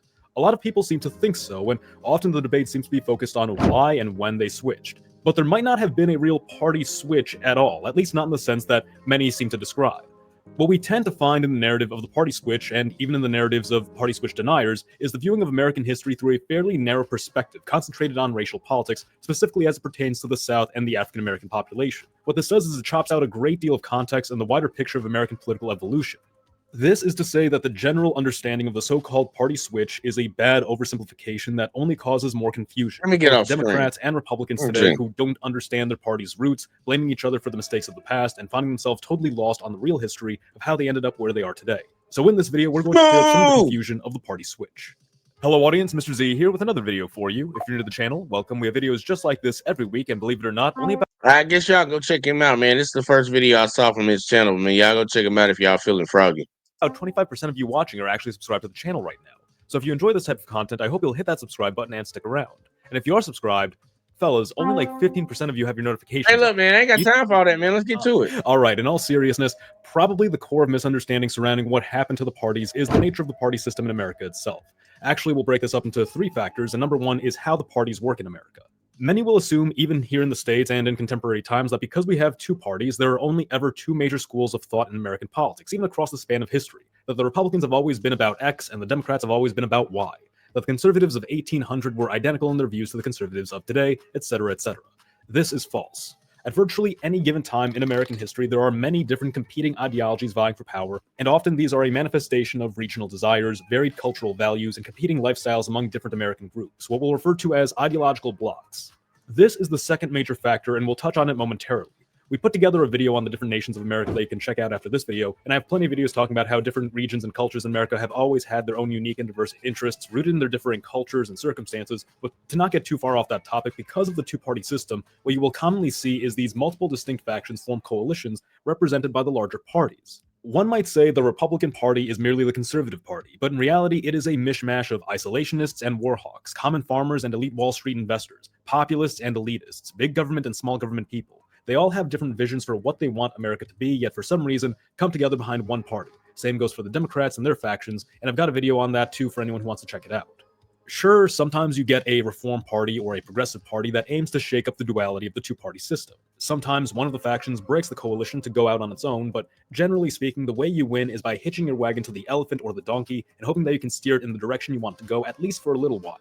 Just remember there are probably 10 other guys all trying to steer in different directions as well. This already probably shines some light on what really happened during the so-called party switch, a reorientation of factions within the parties, rather than the parties just switching ideologies or platforms, and that is in fact what we see. Now let's talk briefly about the different factions in America and their ideologies. I know I've already done this a couple times already, but yes, I do have a video on the evolution of ideology in America as well that you can watch for more in-depth analysis after this video. But to simplify things, let's just focus on 4 or 5 major political blocs in the US.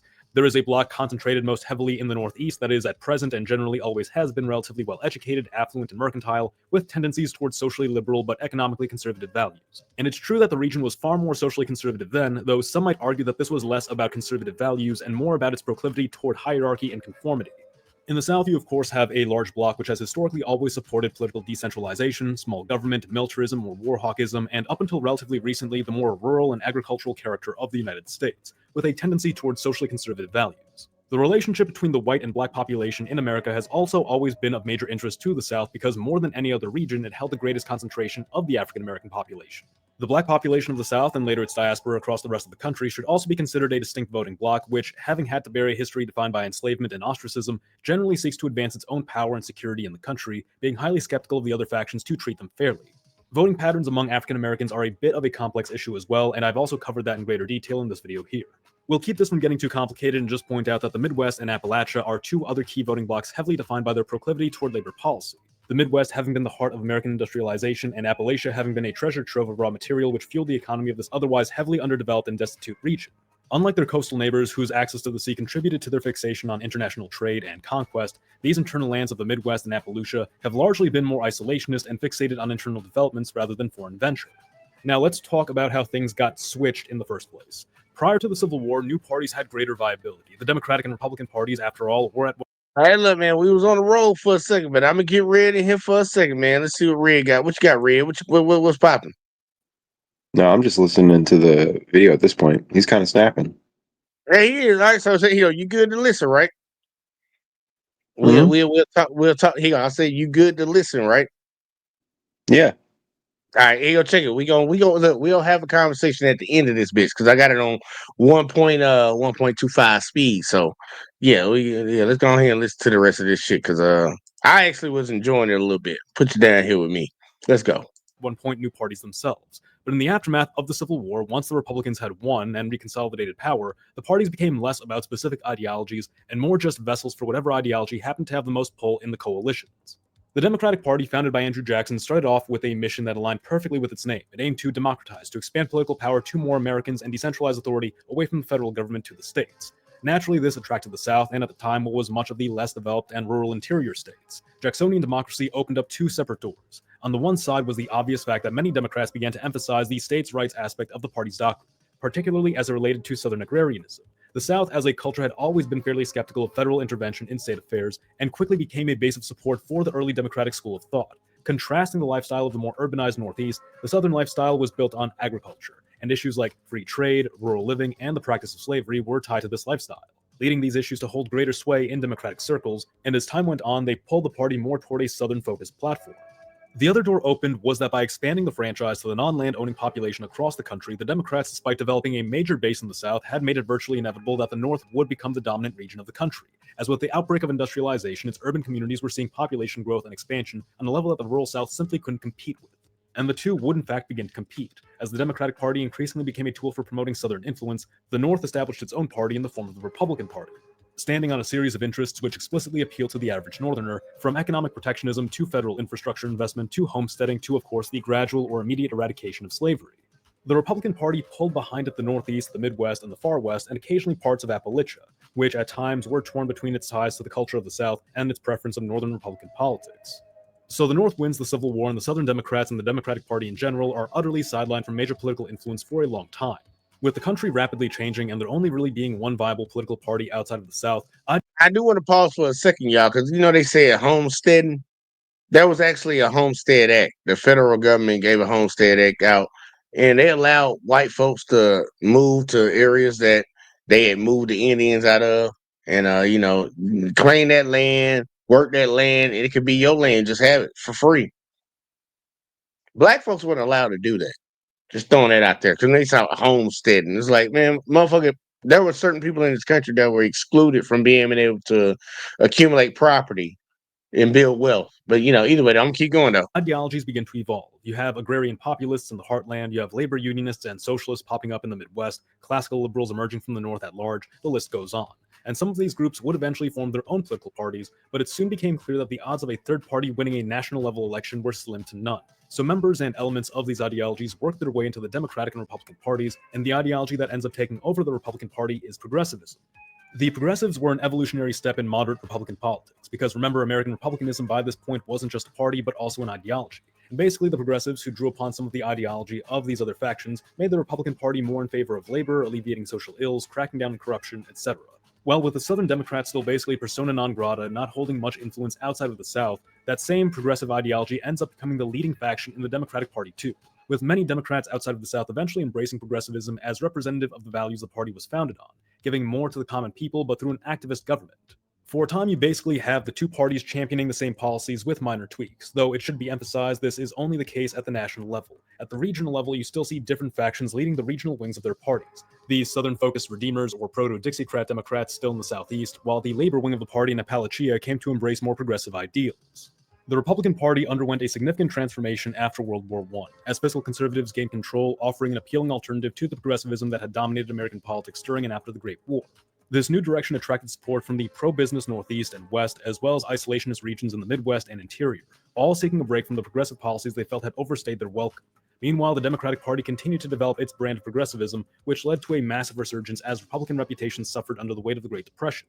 The New Deal strand of progressivism championed by FDR became the cornerstone of the Democratic platform, uniting a broad coalition that included socially conservative Southern Democrats, elite social liberals, urban minorities, labor unions, and even some former Republican progressives disillusioned with their party's increasingly pro-business stance. During this period, the Republicans found themselves with little influence, relying primarily on Northeastern fiscal conservatives and non-interventionist socially conservative rural Midwesterners as their base.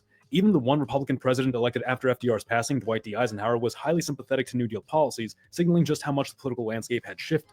But the first major fissure in the Democratic coalition appeared after World War II, with the death of FDR and the ascension of Harry Truman, who prioritized civil rights reform over the traditional New Deal focus on economic issues. This shift created tension with the conservative Southern base of the party, which had long been loyal but now felt alienated by the push for racial integration. Of course, racial issues had always been a major cornerstone of Southern ideology, and this had been a breaking point for them. In response, Southern Democrats began fielding independent Dixiecrat candidates to challenge the party, signaling their growing discontent. At the same time, the Republican Party was in the midst of its own transformation, struggling to hold together its socially liberal northeastern wing and the more conservative interior communities. The 1964 election was a pivotal moment, with conservative candidate Barry Goldwater losing to New Deal loyalist Lyndon Baines Johnson. However, this loss revealed an opportunity. For the first time, the Deep South, the states of Louisiana, Mississippi, Alabama, Georgia, and South Carolina, all voted Republican, drawn to Goldwater's opposition to the Civil Rights Act, which he argued was unconstitutional. Now, unlike Dixiecrats like Strom Thurmond and George Wallace, Goldwater's stance was genuinely rooted in a belief in limited federal power, not opposition to civil rights per se. Yet many in the South... Now, I want people to pay attention to what he just said. The Republicans won the South. Alabama, Georgia, Mississippi, all the motherfuckers. Because their candidate was in opposition to the Civil Rights Act. Y'all really think about that. This used to be all Democrat. Because, the whole point of this is showing where the switch started happening. People started migrating. The mindsets of people, the ideologies of people started changing because they had similar ideologies. I don't know why people trying to act like these motherfuckers went on the same team. when Democrats supposedly the only party slavery was going on, these people in America, these so-called Republicans, were Democrats at the time. They were a part of this. They supported it. But when these motherfuckers in the South had civil rights going on, because we already fought the Civil War and all that shit. Well, we passed World War II. These motherfuckers like, yeah, we trying to pass the civil rights bill. These motherfuckers in the South who were Democrats switched and went red. The people as a whole. So like we like all the people talking about the Republicans freed the slave. Like, dude, what the fuck are you talking about? Y'all ain't free shit. Either way, though, I'm gonna let it keep going. Interpreted his position as a coded endorsement of the resistance to civil rights. This appeal to constitutionalism, a strategy not unfamiliar to the South from its antebellum defenses of slavery, resonated not only with Southerners but also with conservatives across the country. The vast majority of conservatives in the country could certainly get behind constitutionalism, and the Republican establishment recognized that this was an opportunity to court the South by promising more states' rights and challenging federal civil rights laws, a move that could potentially realign the South with the Republican Party for the first time since the Civil War. However, this was a delicate balancing act, as the party still needed to retain its liberal northeastern base, which largely y'all it was they fought. They said it was unconstitutional to give black people equal rights to white people. That's unconstitutional. Think about that. Supported civil rights. The Republican strategy of compromise reached its zenith under Richard Nixon's administration.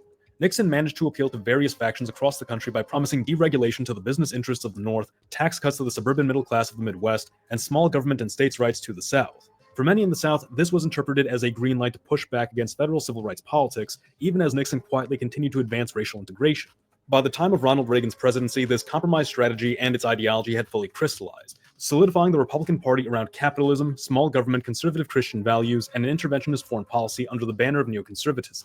This approach locked in the South and the Great Plains as reliable Republican strongholds, while gradually alienating the socially liberal Northeast and Northwest, as well as the labor-focused Midwest. These alienated regions, in turn, were courted by the neoliberal faction of the Democratic Party, which appealed to both the business interests and social values of the coast, while also promoting union rights in the Midwest. The urban minority vote remained a strong base of support for this new Democratic coalition, setting the stage for the political realignment that would persist for decades. This realignment shows that while on the surface the political parties appear to shift, in reality the underlying ideological blocks remain remarkably consistent, even as they themselves evolve over time, and it's because of this evolution coupled with major events and developments that you see not party switches, but changes to how different ideological blocks vote, placing more of their support behind one party or another, and in turn compelling the party to place greater emphasis on one issue or another to maintain its base. A fascinating thing, though, is how the creation of these coalitions actually impacts the development of various ideological blocks. For instance, the Republicans in the process of courting the South came at this with a mindset of, we don't condone what the South might do with small government, but look, we're pushing for civil rights more than ever before. We just want it to be done locally. And gradually it seems the Southerners really began to believe that too. What might have started out, at least on the part of the South, as a ploy to perpetuate a struggle against civil rights policy, turned into a genuine desire for small government, now often, but certainly not always, detached from racial issues. Today, most conservative Southerners focus on gun rights, school choice, and religious expression, downplaying or even denouncing policy relating to race, which has previously been fundamental to Southern ideology, even going so far as to see Southerners critique other groups, including African Americans, for resorting to racial and identity-based politics. One of the key issues with this is that it at times leads to a form of denialism, where some Southerners insist that slavery and segregation were purely Democratic ideologies, not Southern ones, and that responsibility for those actions lies squarely with the Democratic Party, seemingly oblivious to the irony of such a statement. It's crucial to recognize that slavery and segregation were rooted in Southern culture and ideology, not party lines. Though this being said, modern Southerners had nothing to do with that. Ooh. But we ain't got to take his word for it. All y'all form your own opinion.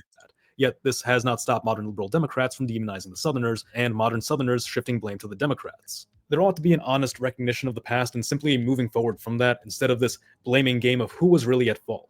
The consistent thread is that ideological blocs like the South and its preference for small government remain steady trends across history, while the two political parties, at least since the Civil War, have really just been vessels for those ideologies, and the party loyalty of these blocs is what actually shifts and switches, with these blocs sometimes coming together to create a new national ideology, which in turn contributes to the gradual evolution of the blocs and their ideologies. The notion of a party switch is misleading. It's less about parties swapping ideologies and more about the evolution of regional political identities and their affiliation with said parties. Right, and so he wanted to say at the very end, which I don't understand why he even said that shit. We don't want to say it was a party switch. Nah, it was a party switch, y'all. They switched. Maybe they switched ideology. Maybe they switched what they fought for, what they believed in, but they switched. The same people who were promoting so-called slavery, like people always say the Democrats were the ones that were for slavery and the Republicans freed you from it. Those people didn't like what the Democrat Party was doing at the time when they were talking about civil rights, right? And what y'all did went over to the Republican side. But I hope they cleared that up a little bit. Because I'm not finna keep talking about that shit when people write that shit in there. The Republicans are the ones who freed. Bitch, we fought for everything that we got in this country. And people gonna have to start putting some respect on black folks' name. They say, oh, white folks freed us. No, y'all didn't. We had to fight for our shit. Talking about we gave y'all rights. No, the civil rights movement, we had to fight for our shit. Everything we ain't had in this country, we ain't had to fight for. Brother, put your hands up now. Where my fist at? We had to fight for everything we fucking got. We ain't been giving shit in this goddamn country. And ain't nobody gonna sit over here and act like they have. But I know some people, the same people who tell you and tell us that we've been giving some are the ones who've been giving every goddamn thing. And we still here right with them. That's got to piss you off a little bit. And I think that's the psyche of a lot of this shit. This inferiority, this jealousy, this whatever you want to call it. Like, man, I did all this shit to these people, man. They people still here. They still being nice to me. They ain't coming at me no type of way. They ain't trying to hurt me or nothing. They just they just here. These motherfuckers just here. How that work?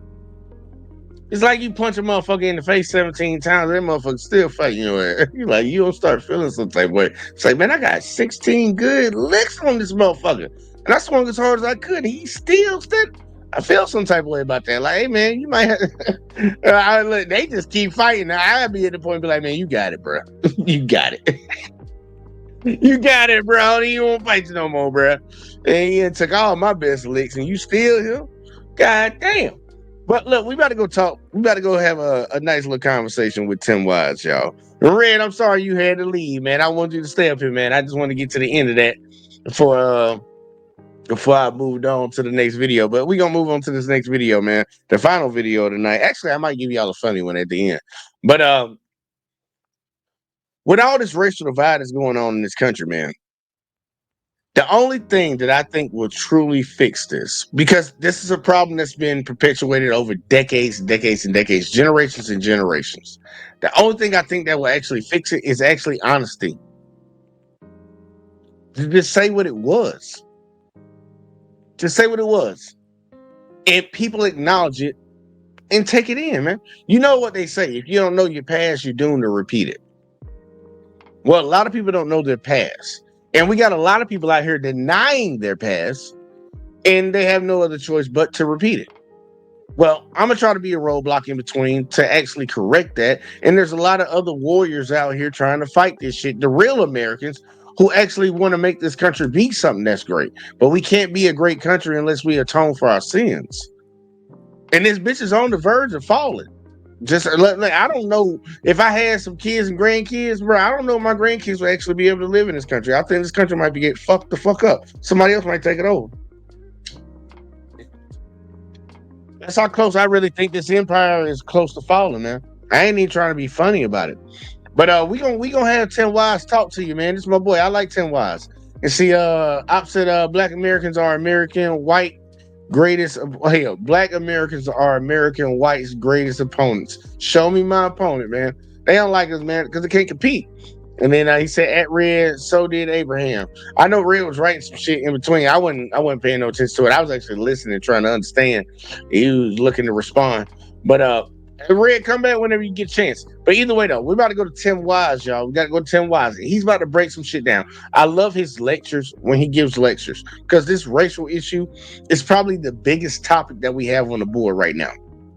A lot of people say the economics of what's going on in America. You know, I say that ain't really it. You know why? Because Black folks always been dealing with not having nothing. We've always been put in a position of knowing how to deal with life and navigate through this motherfucker, through society, with not having nothing. A lot of y'all motherfuckers who've been keeping people in that position about to find out about it. So the economic shit's not a real big problem for me. The racial issue is probably one of the biggest ones we have going on right now, because that is the catalyst to all the bullshit that we see going on in the world anyways. Well, at least in the United States. I ain't gonna say the world. But in the United States, this racial tension is the biggest problem. Everybody else can deal with their own goddamn shit. I ain't gonna worry about the world. But either way, though, we about to jump into it, man. 10 Wise, this ain't 10 Wise, y'all. This is the dude that be covering 10 Wise all the time. I like his channel. Shout out to Eugene from Kenya. That nigga from Kenya. He look like he's from Kenya, don't he? But either way, though, let's go. Here, right? So buckle up for this video as we do a dive deep into this video. So hey, he sound like he's from Kenya too, don't he? Let's watch the video. I'll be back with my commentary as usual. Simply playing into a mentality that's very common, right? This idea that change is done by great individuals who seize the moment, right? That America has crises and problems and some person comes along and fixes them, which is inherently a disempowering narrative, isn't it? It's one that says, you don't have to do anything. All you have to do is put your faith in the power of a leader, allow your will to become his will to become your will. It's an inherently anti-democratic, small d, inherently authoritarian, inherently fascist mentality. And there's another theory of America and another theory of social change, and that theory lives in a building that is literally 2 blocks from the new home of Donald Trump. It resides in the Museum of African American History and Culture, which if you have not had the opportunity to visit it, you should take the time, make the effort, and go. Because in that building, 2 blocks roughly, long blocks, but still, from Donald Trump's new home, where he will spend at least a little time when he's not locked away in Trump Tower or Mar-a-Lago. In that building, one sees the alternative version of America, and most certainly the alternative version of change in a social context. Because what does that building tell us? It tells us about a nation that is about pain amid promise, and promise amid pain. It tells of a country where all of the change that has come has been the result of the collective efforts of committed people waiting on no man, on no great leader to solve their problems. When you walk through that museum, you begin to see how change really happens. It does not come from the top, it comes from the bottom. It comes from the people. You walk into that museum and you begin at the bottom level. They go down 10 stories and start at the bottom with the enslavement of African peoples and work up. It is both symbolic and more than that.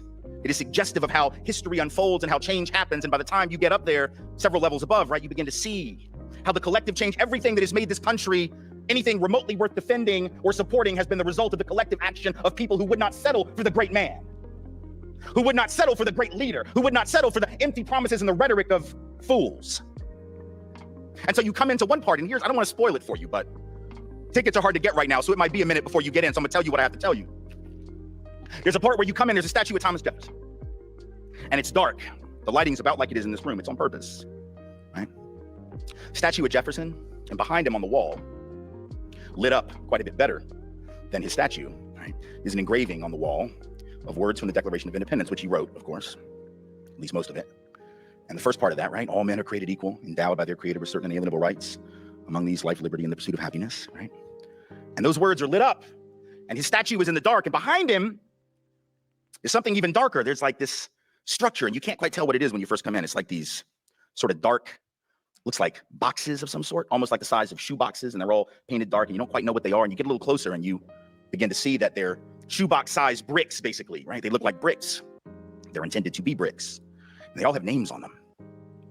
And you get a little closer, and you look at what the names are, and if you don't figure it out within a few seconds, the docents will be happy to tell you what the names and the bricks represent if you haven't figured it out already, right? And all of those bricks, hundreds of them, represent the human beings owned by the man who wrote those words, that all men are created equal, endowed by their creator with certain inalienable rights. So you see, truth and justice doesn't come from the great man, because that man, whom we consider quite great in our American history, owned hundreds of other human beings, violated his own principles. The only reason we're here today is because black folks believed his words more than he believed his words. Know that. You're goddamn right.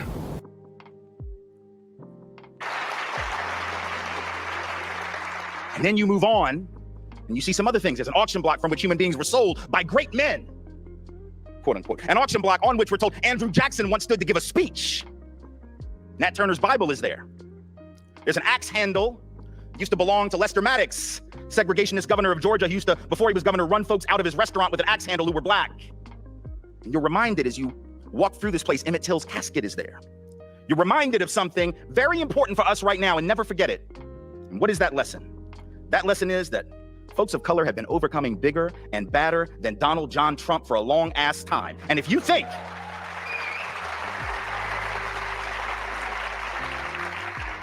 if you think for even 1 minute that this thing is done, if you think for even 1 minute that folks of color are going to fold when they didn't fold for Bull Connor, when they didn't fold for Jim Clark on the Edmund Pettus Bridge in Selma, when they didn't fold when Martin and Malcolm and Medgar were murdered, when they didn't fold when Fannie Lou Hamer was beaten in the jail in Ruleville, I promise you, you have not studied this country's history and you do not know black and brown people. So this thing right here,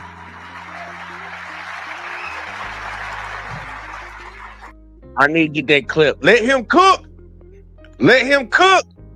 Because he ain't lying right now. And I know that might bother some people, but he ain't lying, bro.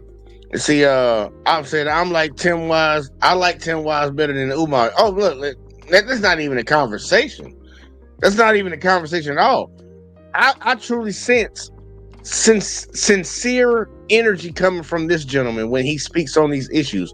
Umar, that bitch ain't nothing but a goddamn grifter. He a fuckboy. A fuckboy that know how to talk right. And he say the same thing 3 times a lot. But either way, though, Tim Wise, I truly believe he believes what he's saying. I truly believe that. And I could be wrong later in the future, but that's the sentiment that I get. But I'm going to let him cook because guess what? They don't want to listen to no average Joe like me. I'm just an average motherfucker in America that just grew up in the South, served in the military for a little while, been to a couple countries, experienced different people around the United States and other places. And, this is just the resolution that I came to. This is the conclusion that I came to on what I see in society, what I currently see in society. But fuck me. Let's go to the college professor. Are you going to listen to the college professor? Or are you going to listen to that motherfucker lying to you on Fox News that had, Fox News had to pay out like half a $1 trillion, $1 billion, whatever the fuck it was. There's a lot of fucking money they had to give up for lying. But either way, though, let's keep going. Tim Wise. this thing right here is just beginning. It's not the end of anything. It's the start. So welcome to the resistance, and here we go. So what does this mean in real terms? See, here's the thing. This is what concerns me. Having said everything that I just said, I also importantly want to point out that this is not about Donald Trump. It's just a recent manifestation of some really old shit. If you saw the SNL skit like the week after the election, right? Chappelle and Chris Rock on the show, right? These white folks up in their crib in Brooklyn were all freaking out. They're like, how could this happen? My God, how are people this racist? And see, the 2 black folks were like, really? Y'all are shocked by this? Like, this was like, we just call this Monday. This is, people of color weren't really shocked. That's not to say that people of color aren't upset now. There's a difference between being surprised that it happened and shocked. Maybe folks didn't think it was going to happen, but that doesn't mean that you were like, oh my God, how is this possible? Right? Like things happen, right? And so we got to understand that even though some of this stuff is new in the sense of maybe the level of extremity or the level of danger that we're looking at right now because of some historic circumstances, some of this stuff is really old. Like the struggle right now isn't really that different than the struggle 6 months ago. It's not really that different than the struggle a year ago or 3 years ago or 5 years ago. The struggle for police accountability, it's not any different. It may be harder, right? With an administration that is not going to investigate police unaccountability the same way. That's not going to attempt to hold police accountable for the things that they do nearly as much even as the last one. The last one didn't do enough either. But these folks probably not going to do it. That's not the problem, but the struggle is the same. You understand? Even if the ability to find allies in high places is less, that doesn't change the struggle itself. We still make the same arguments. We still mobilize in the same way. And so if unarmed black folks are 3 times more likely than unarmed white folks to be shot, and that is a fact nationwide, then the struggle is the struggle, whether Donald Trump is president or not, right? If racial profiling is such that people of color are 3 to 4 times more likely to be stopped and searched for drugs, even though white folks are twice as likely to have drugs on us on the occasion when we're searched, and that's a fact, the struggle is the same, whether Donald Trump is the president or not. So some of this isn't really new, and I want us to understand that because I don't want us to get knocked off stride by the idea that the... And I want people to really pay attention to what he just said right there. Yeah, we use drugs at the same rate pretty much. But who's more likely to have it on it? Probably a person that's got some money compared to somebody who y'all say is always broke. But who always is the one that's getting looked at? So you check your crime stats on a lot of things. Going all the way back to the very first video. Check your crime stats. You're only policing a certain group of people. You can just pretty much call it an occupation. I'm gonna take the word of what the people in Palestine are saying. We're living in an occupation right now. We've been living in an occupation since we've been here. Everything that we do is being watched. They're watching everything that we do. We're constantly looking and trying to find some way to poke a hole or take advantage. It's been happening. And black folks need to wake up to that shit. All these coon ass motherfuckers running over there to that Republican Party. And I'm sorry, Republican Party is a party of the racists. And people say, no, it's not. Well, that's where all the racists at. Like, goddamn. The racists are moved in. You're like, ain't no racists in here. Like, look, that's where they all at, man. Like, look, dude, we know. Tim, keep cooking, man. I'm sorry. I ain't even gonna talk no more. Tim, keep cooking. I'm probably gonna stop it again. Struggles are now the result of this administration. This stuff has been going on for a very long time. Most importantly, and here's the really key thing, right? The very election of this man, based on the rhetoric and the narrative that he spun, is America. Speak on it. Speak on it. Because if I had to explain to you in one phrase the history of this country with regard to race and with regard to class, this would be the phrase. The whole history of America is the history of rich white men telling not rich white people that their problems are caused by brown and black people. That is the whole history of America. All the rest, as they say, is commentary, right? It's all footnote from there, right? The whole history of America is rich white men, or at least men who say they're rich. Now, we don't really know, do we? Yeah, this shit crazy, bro. This shit wild. You saw that shit, man? And I know I'm gonna have some people that's really thinking that right now, but the dude ain't lying. If you truly go back and look at American history and add all the context into it, you'll truly understand. That's why when people say our founding fathers, I say yo fucking founding fathers, bitch. And I don't feel no type of way about it. I actually get a little angry at them motherfuckers trying to be like, they're all our founding. No, the fuck they ain't. You align yourself with some crooked ass, evil ass motherfuckers who supposedly put up ideals that they didn't extend to everybody, even though they said it was for everybody. You rep those people. I ain't repping them. Let that man cook, man. Let that man cook. We don't really know. He inherited, not even inherited, took over a $237 million real estate empire from his daddy, but likes you to believe he is a self-made man. All right. Give me $237 million worth of assets and I will probably become rich too. Doesn't take a lot of skill, would take a hell of a lot of skill to lose all that dough. So I'm not sure we need to applaud the man for that, but whatever. He says he's rich, and for the sake of my argument, I'm just going to give it to him because it helps my history lesson. So we'll stick with it. Rich white men telling not rich white people that the problems are brown people. That shit goes back 400 years. All right? Go back to the 1600s. What do we see in the colonies of what would become the United States? We see rich white people who are very, not even called, first of all, they're not called white yet because we hadn't created that shit yet, right? We hadn't thought of that. See, that was some other stuff. We came up with that. We hadn't thought of that yet. There were some rich European people who owned all the land, and among them were what? African enslaved folks and European peasants, many of them indentured servants, right? Just one level above enslavement themselves.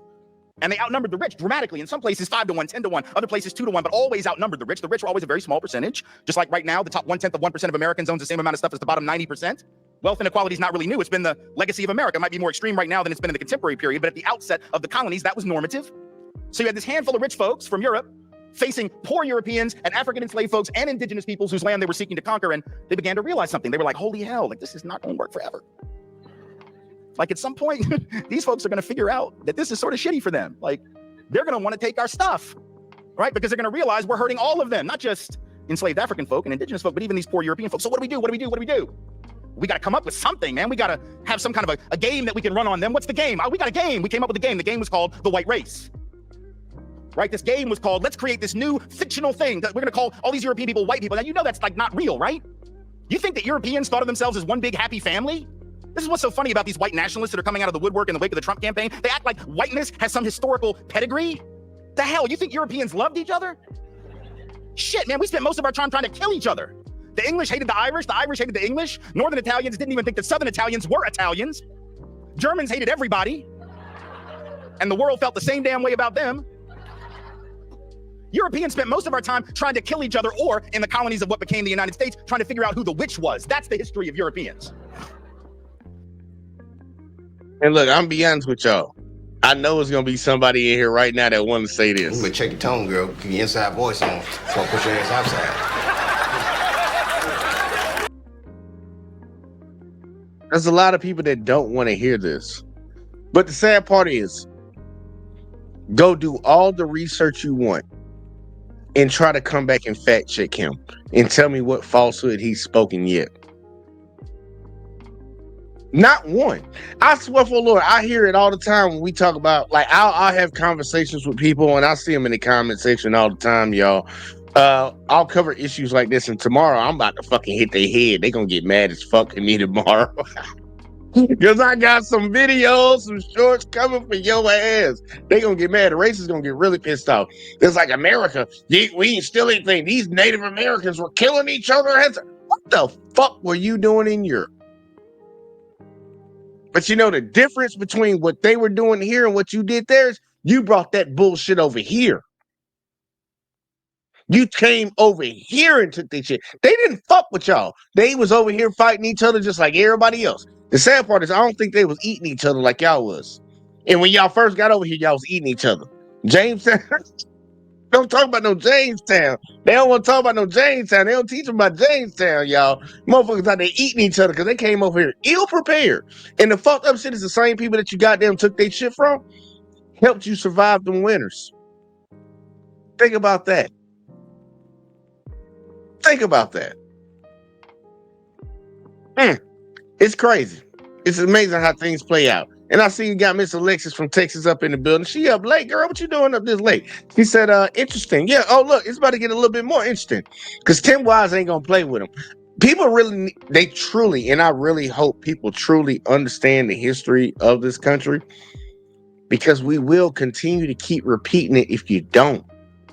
And when you hear people voicing things, that's the craziest thing. It's like somebody that's educated on the subject. I think I'm somewhat educated on the history of this country. I love history. That was always my favorite subject. So I wanted to know what happened in the past. I wanted to know what happened before me. When I speak on things after I've looked them up and certain people getting mad about it, I just like,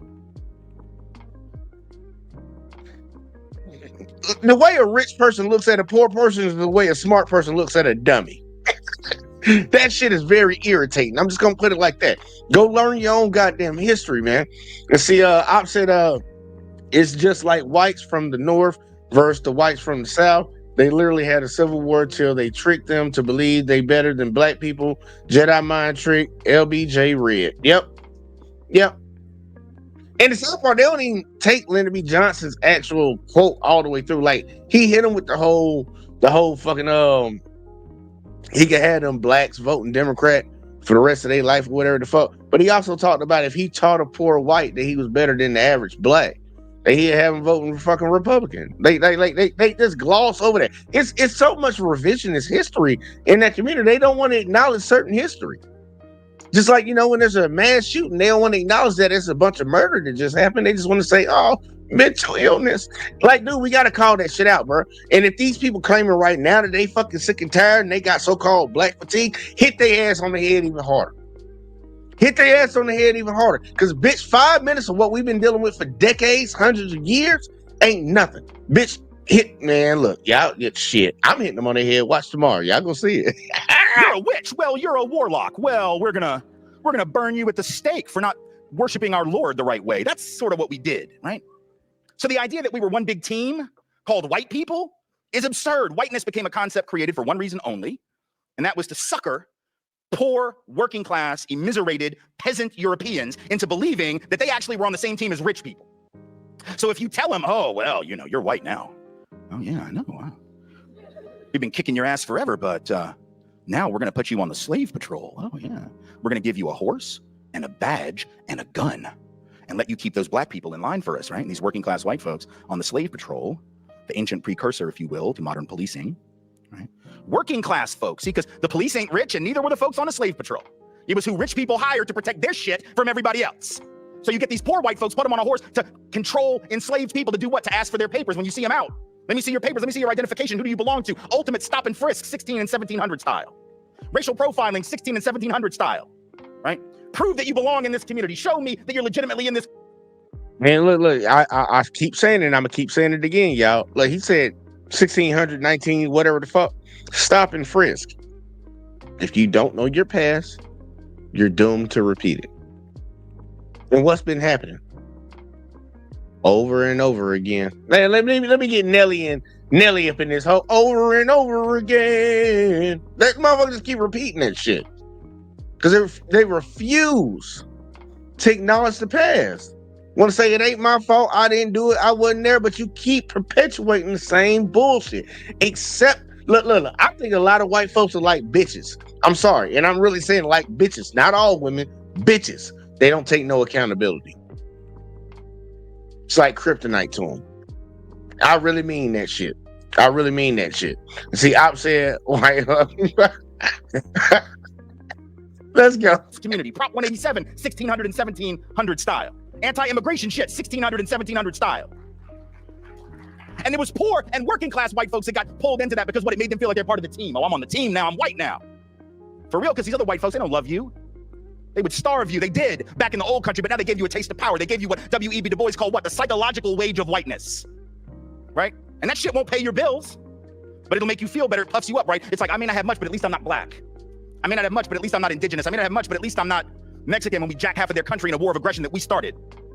I know that's not... I know that's not what they taught you in 8th grade, but that's how that shit actually went down. You may not have much, but at least you're not Chinese brought to work on the railroads and build them from dusk to dawn and dawn to dusk to build the transcontinental economy of this country. So you may not have much, but at least you're better than them, see? And so you create that mentality. You divide and conquer working class coalitions. You give European people just a little bit of taste of power and say, those are your enemy. And then that shit works for generations. And then we come up to the Civil War era, right? And it's still working. Easily tricked, easily manipulated dummies. A lot of fucking dummies. And I'll say it, we got a lot of dummies in the black community. So I got a shit ton of goddamn dummies in the white community. Because I say it all the time. The same people that voted for Trump, I'm like, you know he was here before, right? You know what he did to the economy before, right? But you gonna vote for him again? Super dummy, bro. Like just no space in the head. No space in the head ass motherfuckers. Let's keep going. My folks from the South, I'm from the South, lived in the South all my life. And the only difference between those of us from the South and the rest of y'all is we know that our shit stinks, see? Thank you. For real, like, those of us in the South who are white, we know we have an issue. White folks in California, not always clear on that, so y'all need to get clear.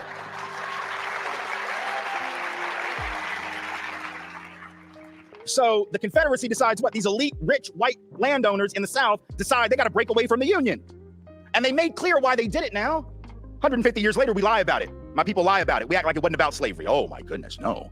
It wasn't about that. It was about states' rights. Well, what right do you think they were fighting for, Buttercup? Do you think they were fighting for the right to determine the proper recipe for a mint julep? The proper way to smoke a pork butt? No, they were fighting for one right only, the right to own other human beings and to extend ownership into those newly conquered territories to the west as a result of that illegal war with Mexico, etc. So, had nothing to do with... I actually got to get on you, Cappadine. Let me slide to the side on this one. Cappadine said, this white man is being paid to confess his father's sins, and we applaud like performing seals. What does he do to reverse his inheritance? Gotta come at you on this one. Because I actually rock with Tim Wise. And it's not no surface level thinking. Because I get what you're saying. Like, they can sometimes put somebody out there that talks the right talk, and we just come around here like, yeah, great job. Tim Wise is not that guy. And when you say, what has he done? You ever been in a business? Like, you ever tried to build a business? Because I get this all the time when I speak on different issues, and they be like, oh, you just on the internet talking. You know, you have certain people that do certain jobs to make the actual whole thing flow, make it work.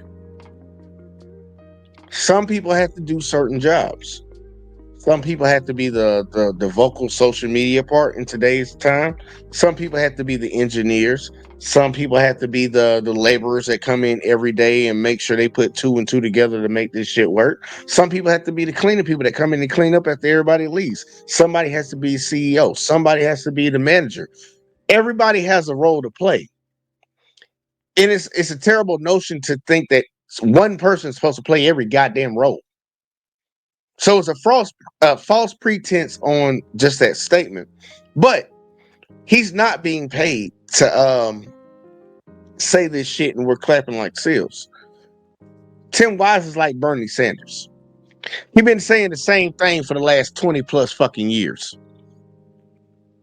It's somebody that actually acknowledges the problems in society. I'm not finna create a coalition and turn against somebody that's speaking the truth.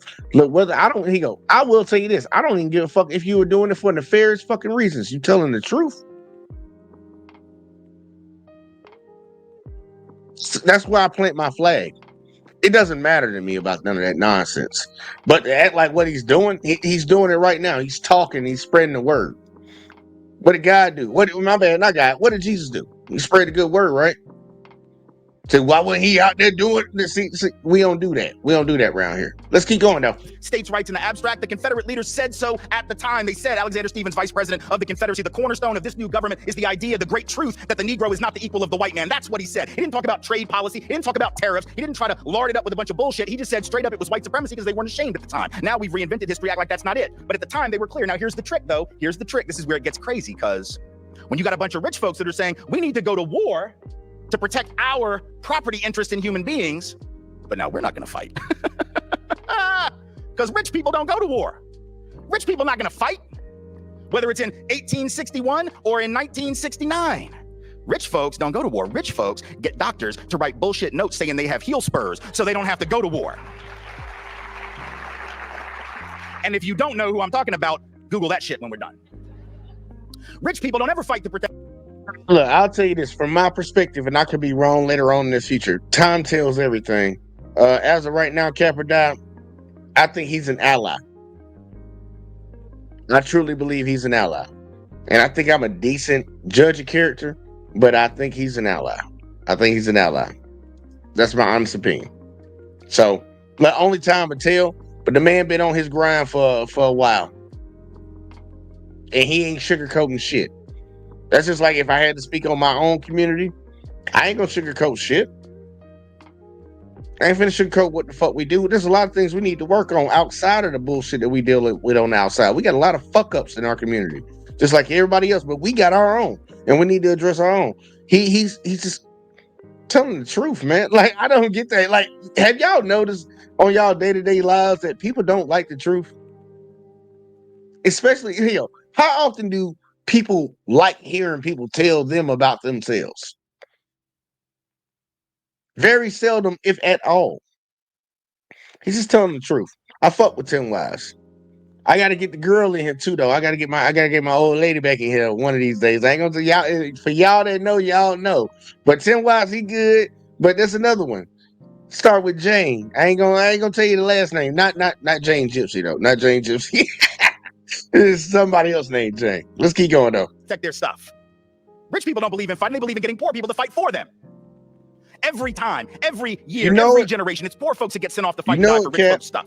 And so the rich in the South sent poor people, but how do you do that? How do you convince poor white people to go fight to protect your property interests and slaves? That's a tough trick, right? Because why would you do that, right? Like, why would you go fight for a rich person's property? Like, I'm not rich, but I got a nice house. And for those of you who were students, just because like you're students, I probably got more than you. So even though I'm not rich, right? I'm just saying, like, probably, because I've been a little older, I've been around a minute. So if I were to call y'all up on the phone next week because there was like an enemy army invading my block or some shit, and I was like, hey, y'all, look, there's an army. They're coming. Yeah, they got tanks and shit, and they're about to take my stuff. But I don't feel like fighting because I just want to sit out on the back porch and have a drink.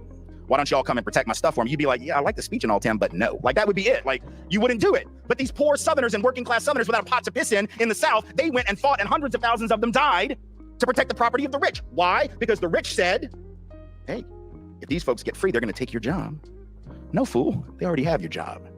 You get that, right? Because if you're white and you got to charge $1 a day to work on that farm, but the owner can get the black guy or the black woman to do it for free because they own them, guess who gets the gig? The free labor, right? Because people like free, right? Given a choice between free, don't cost me anything, and $1 a day, guess what? The white guy didn't get the job. So in effect, white poor folks would have been better off to help overthrow the system of enslavement and white supremacy and work for a better economic deal.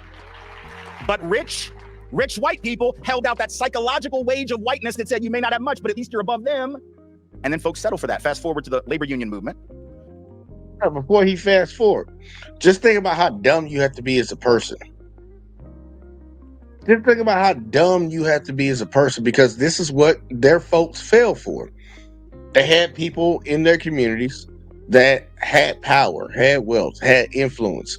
And they tricked these dummies at the bottom, who are majority of the motherfuckers we walk around and work with every goddamn day. They tricked their ancestors. And they slowly got tricked off of the same dumb shit that I'm gonna have you fight for me to retain my power over you. And they did it all because the motherfucker said, at least you'll be better than them. That's how dumb some of these motherfuckers is. I ain't trying to be an asshole, and I ain't trying to get myself fired either, but I work with a lot of mediocre ass motherfuckers. I ain't the smartest motherfucker in the room, but I know I'm smarter than a lot of they dumbasses. Like, these motherfuckers fall for the dumbest shit. They fall for emotional stimulants. stimulate me emotionally.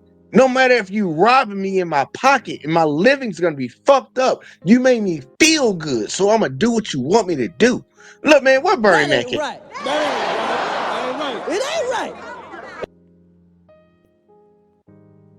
We got too many motherfuckers out here like this, and they keep doing it. It's a problem. Think about it. They did it during the Civil War, and they just did it again when they elected Trump. Trump trying to take y'all motherfuckers Medicaid and Medicare away.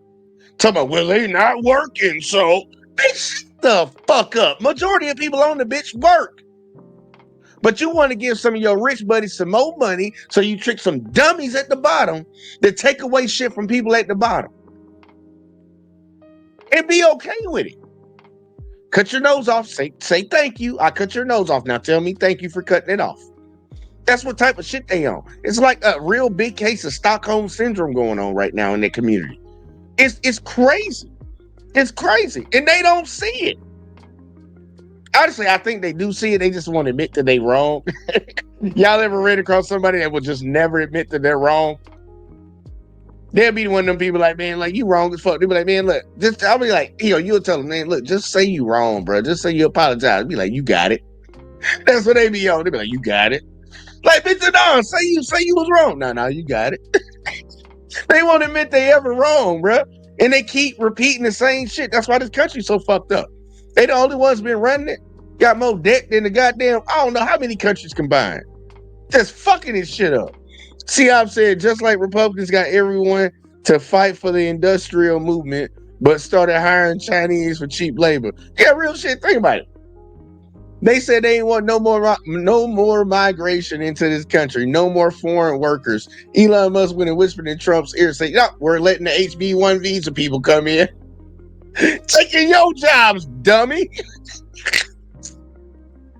I work in that industry, so it don't bother me. Ain't no foreigner taking shit from me for what I do for a living. But I know a lot of y'all motherfuckers that voted for that bitch got your job took. Pay that motherfucking $12 when you had to pay your ass $20. I got a clip of this. This shit so Shame. Shame. Shame. Shame. This shit too funny, man. I just be sitting back looking at people like, man, you know that's not in your best interest, right? Look, I literally hear people that are Republicans right now. I've had a conversation throughout last week. Well, this week that we in right now, arguing that rich people shouldn't fucking pay taxes. They say rich people, a person that makes $1 billion should pay the same amount in taxes, percentage-wise, that a person that makes $30,000 a year. They think that's fair. 10% of 30,000 is what? 10% of $1 billion is what? I think the billionaire can go without 10% and be grinding. But a motherfucker that make 30, I like to do it in this way to make it simpler for folks that ain't really good with math. Because I suck at it too. You got a person that has $100,000 and they pay 10%, which is $10,000, or you have a person that has $100 and he pays 10%. That's $10. One person got $90 left. The other motherfucker got $900,000. Well, not $900,000 because I ain't say $1 million. What I say, $100,000? They got $90,000 left. Who got more money to work with? I know some people come around, well, that other person needs to work harder. Man, fuck that bullshit. Bitch, that ain't how this country built. It ain't what you know, it's who you know.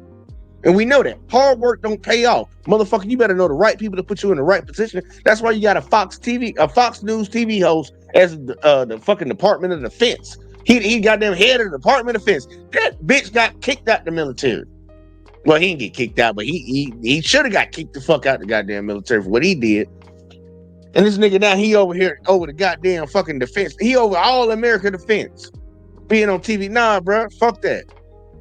I'm gonna let Tim Watts keep going, man. I don't want to snap, man. But there's a lot of super dummies out here, man. Little small brain ass individuals. Same thing was happening. You had rich corporate owners that actually collaborated with some union leaders in many cases to keep unions segregated. Now that's interesting, isn't it? Why would a labor leader fall for that?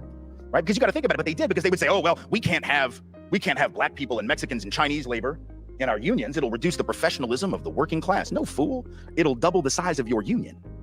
right? Which is sort of a good thing. Like when you go out on strike, it'd be good if you had more people, not fewer. Just like a math problem, you know. And also because if you don't bring people of color into your union, what's the boss gonna do? The very boss that encouraged you to fight amongst yourselves, that boss is gonna hire the very same black and brown folks that you didn't want in your union to replace your happy white ass. And then you're gonna get mad at who? The boss? No, you're gonna get mad at the black and brown labor who quote unquote took your job. See, some shit doesn't change. Rich white folks telling... No, just like right now, you know how we so tough on illegal immigration. All these illegals coming in here, Joe Biden and them and the Democratic Party let all these illegals in. What you think they came here for? And I know some people like commit crime. Nah, they commit less crime than we do. They came here for jobs. When the last time y'all seen any of these motherfuckers that hire them get locked the fuck up? And you think they gonna stop coming? Trump keep downplaying it right now, like, yeah, immigration detection at the border is not as much. Yeah, because they're going the other way like they did before. They weren't coming through the goddamn border until motherfuckers tried to make it seem like Democrats, and that's Republicans' fault. I will say that. Y'all the ones who said that motherfuckers was just letting people in. Y'all the ones who kept saying that shit. They heard y'all and kept running on up here to come on into the country. But before that, these motherfuckers was going across that Rio Grande. That Rio Grande. They're going across that Rio Grande to get here. They were sneaking in any type of way they could, getting on a boat. The motherfuckers from Cuba, I goddamn ride a whole goddamn tree all the way from Cuba over here, man. You know how long that trip is on that motherfucker? Man, come on now. But nah, y'all hype that shit up. But guess what? They gonna keep coming as long as you keep giving them motherfuckers jobs. But it's the same motherfuckers that's saying they hate illegal immigration that's hiring them. It is some of your biggest corporations, the same motherfuckers that poor white folks defend. These rich ass motherfuckers, Tyson Foods. Yeah, I know some of y'all done had some Tyson chicken before. Purdue Farms. I don't know if y'all know about Purdue. That's down here in the South. A lot of these fucking agricultural companies hire these illegals. But be the same motherfuckers that donate to a fucking goddamn campaign, a presidential campaign, they talk about they want to kick them out. You demonize them, but you won't fucking demonize your bitch ass for hiring them. They come here for a reason. I'm not gonna trek across no 5, 6, 7 countries to come to a place where I ain't got no job. I'm not gonna drag my wife and my newborn baby across all that land for nothing. Bitch, I know it's a job here. So I'm gonna come. How many of y'all gonna get up from y'all city and move to another city just to fucking move? You ain't gonna fucking do it, bitch. We moving for money. We move for money. Everybody get up and move for money. But they won't fucking criminalize and lock up the motherfuckers that incentivize these people to come. They won't do it. It's like them locking up the crackhead and not locking up the crack dealer. Bitch, you selling a job. These people coming for it. They know you gonna hire them, and it's illegal for you to even fucking hire them. But they just demonize them folks from coming. Man, I don't demonize no immigrant that come to this country. I don't care if you illegal. As long as you keep your motherfucking mouth closed and not talk about black folks, I ain't got no problem with you. Because I understand the game. We all trying to get it. As soon as you open the mouth about my folks, then we got a problem. We got a fucking problem. I don't care if you came the legal way. We got a fucking problem. But outside of that, man, look, man. White folks got to look at themselves, bro. All these problems are their own created problems. These people are coming here because they have an incentive to come. Take the incentive away, but they will not lock up their own. They'll rather lock up somebody that look like me and the mother folks. And that's the true problem. That's the true fucking problem. I don't care what nobody say. Tell me I'm wrong. You see, Capadot said black and brown take what? From who? This our shit. I feel you on that. Not rich white people, that their jobs got taken by people of color. Fast forward to the present. We got somebody swearing that if we can just build that wall, but just that one wall on the southern border, because we don't trip about this one. We just trip about this one, not that one. Talk about it. We don't talk about it. Talk about it. We need to build a border we need to build a wall at the southern border. Keep them brown folks out. But we ain't gonna build no border in the north where the white folks at, even though the white folks are the ones who come over here boarded. They come over here more illegally than the goddamn people from the south. Until recently, and I will get all that, until recently, and the last motherfucking president, they came over here a lot more. And I still got to check this 20 million. They keep saying 20 million. I ain't researching, man. I just thinking the motherfuckers to be talking shit, so I ain't researched that shit yet. But I need to look into that. But nah, the motherfuckers who are the most illegal people that were in this country were Canadians. coming over here, overstaying their visas to just say, fuck it, I live in America now. Y'all weren't trying to kick them the fuck out. Y'all was going for the motherfuckers coming from the south of the border. And a lot of them motherfuckers, y'all fuck their countries up. I ain't even gonna lie to you. We're not worried.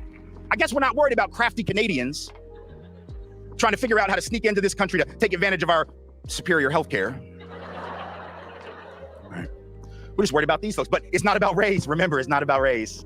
It's just about legal and illegal, even though 40% of the people in this country who were quote-unquote undocumented didn't even cross the border. They're not undocumented at the time they cross any border. They came on legal visas, be they work visas or educational visas, overstayed those visas. A disproportionate number of those are not, in fact, from south of that border. They are overwhelmingly disproportionately from places like Canada, like Europe, not from Mexico, Central and South America, but we scapegoat some and not the others because, again, it's about rich white folks or presumptively rich white folks telling not rich white people that their problems are brown. It has nothing to do with facts. And by the way, the idea that if you build a wall, jobs are coming back for real, does anybody understand economics at all? Do you actually think that, like, the nation's capitalists are sitting around just waiting there like, holy shit, I hope they don't figure out that they could just build a wall? Do you actually think the capitalists are like, we've got them, we've been screwing them for years, we haven't been paying them right, we've been, like, not giving them benefits, but damn it, if they build that wall, we're gonna have to give them all a raise. Really? You think that's how it works? You build a wall and then all of a sudden the jobs come back? No, the wall doesn't stop capital from moving. Neither does a tweet, by the way. An angry tweet doesn't actually cause a company to change its plans. If you think that an angry tweet makes a multinational corporation decide, oh, holy hell, well, he's mad at me on Twitter, so I guess we'll just keep the jobs here. You know nothing about economics at all, right? A tweet's not going to change. Neither is a wall going to change capital mobilization. Capital is always going to be free to cross borders. Goods are always going to be free to cross borders in search of the highest price, capital in search of the highest return. The only thing a wall does is chain labor to its country of origin. And if you have a policy that chains labor to its country of origin, but allows capital to move wherever the hell it wants, so I can still move my company south of the border, I can still move to Sri Lanka to take advantage of less labor protection, environmental protection, etc. All you've done is tilt the game against labor permanently, and not just labor south of the border, but labor north of the border as well. Labor in this country would be far better off to have more folks here who were fighting for justice, who were fighting for better wages, who were fighting for better benefits, not something like a wall or a deportation policy that would limit the ability of those folks to mobilize for radical change. That is not a pro-worker policy, but it is very much in keeping with the mentality that says to those non-rich white folks, your problems are those people. And as long as we can keep folks thinking that, we're not dealing with the real problems. As long as we can keep people focused on that, see, that's the divide and conquer mentality that has existed for. Hello guys, welcome back to the channel. I'm hoping that you Hell no. I like when you be covering these videos, bro, but I ain't finna hear you talk, bro. Shit, I can't understand what that nigga be saying sometimes. I ain't gonna hold you. But he has a point. Tim Wise has a very good point, y'all. Regardless of whether people acknowledge it or they don't.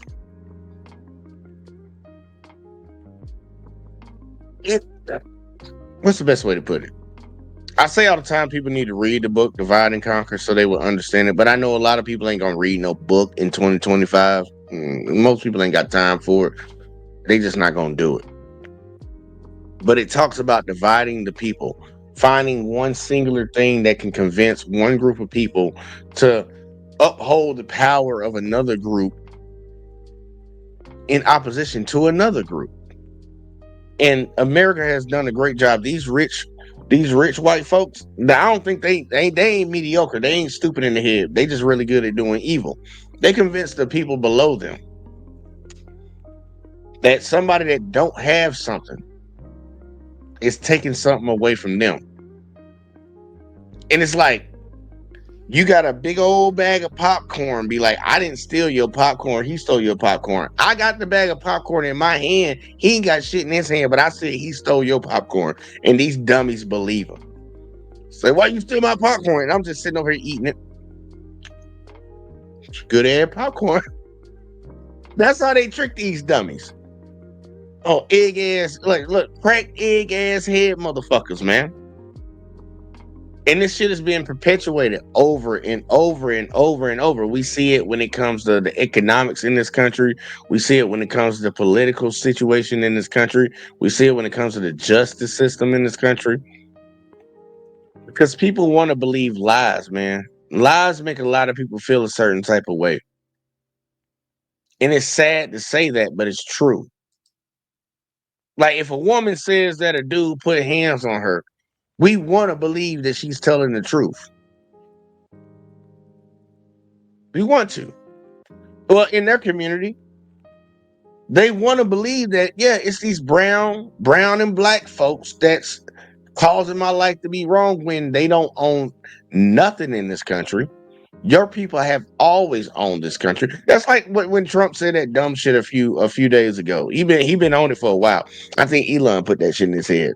Them 59 Afrikaners that came over here. I think I did a video on that shit. About how they being genocide in South Africa. When South Africa is a like 90% black nation. And the 10% of white folks, or the whatever small percent, 8% of white folks, they own 90% of all the private land in that country. They own, they're the number one when it comes to CEOs of any companies that are over there and all this shit. But they're being genocide. And they believe it. So we got some like soft tissue head ass motherfuckers that believe that shit. They believed it and they defended it.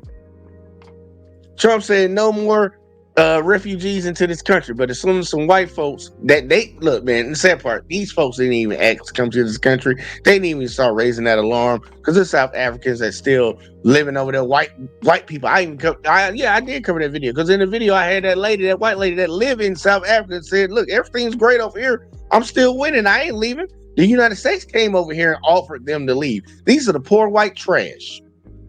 The poor white trash that they got to come over here. And they use it under the guise of they getting genocide. They ain't getting genocide. How about you worry about what the fuck you funding over there in Israel and Palestine? That's a genocide. I know YouTube ain't gonna like that shit, but I'm like, that's what's going on over there. Not no make-believe shit you just said last week in the room because you feel some type of way and want to start some bullshit.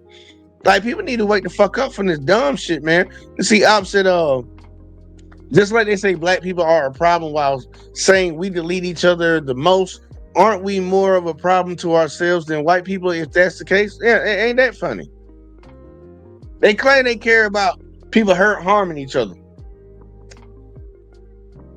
I guess what it is look, y'all can't kill each other, man. That's our job. We supposed to kill y'all. That could be it, man. Look, I'm just thinking outside the box right now because it makes no absolute sense at all for motherfuckers to have the mindset and the thought process that they do. But look, man, we got a lot of devils walking the earth. And shit ain't gonna fucking change no time soon because we got too many goddamn dummies that uphold it.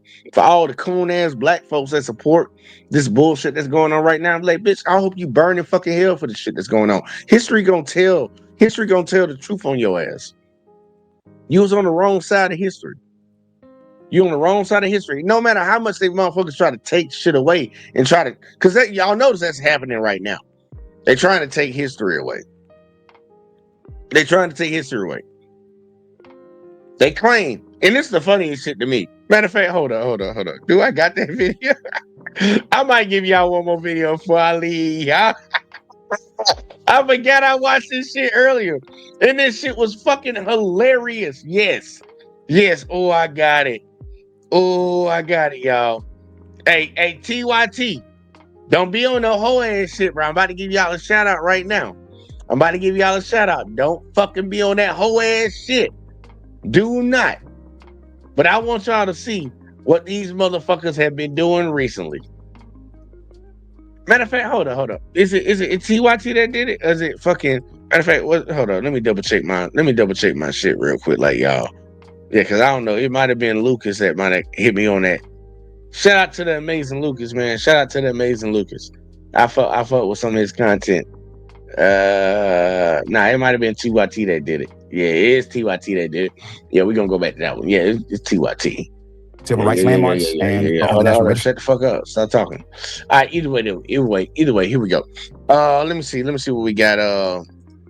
Cabradine said the Bible tells all the ultimate history story. The Bible tells all the ultimate history book. I got you on that. It's a lot of shit in the Bible. I like the Ethiopian Bible though. I like it better than the King James version. I actually got a Spirit Fingers. I actually got a video that I want to cover where somebody actually broke that down like about the different Bibles that we have and how we actually got them. I think that'd be something that might be interesting. Y'all, we doing a lot of things around here. We definitely not doing, and it's my shit talking point, even though I know some people say I've been shit talking already. We not covering Pop the Balloon no fucking more. Arlette and all them ain't covering they shit no more.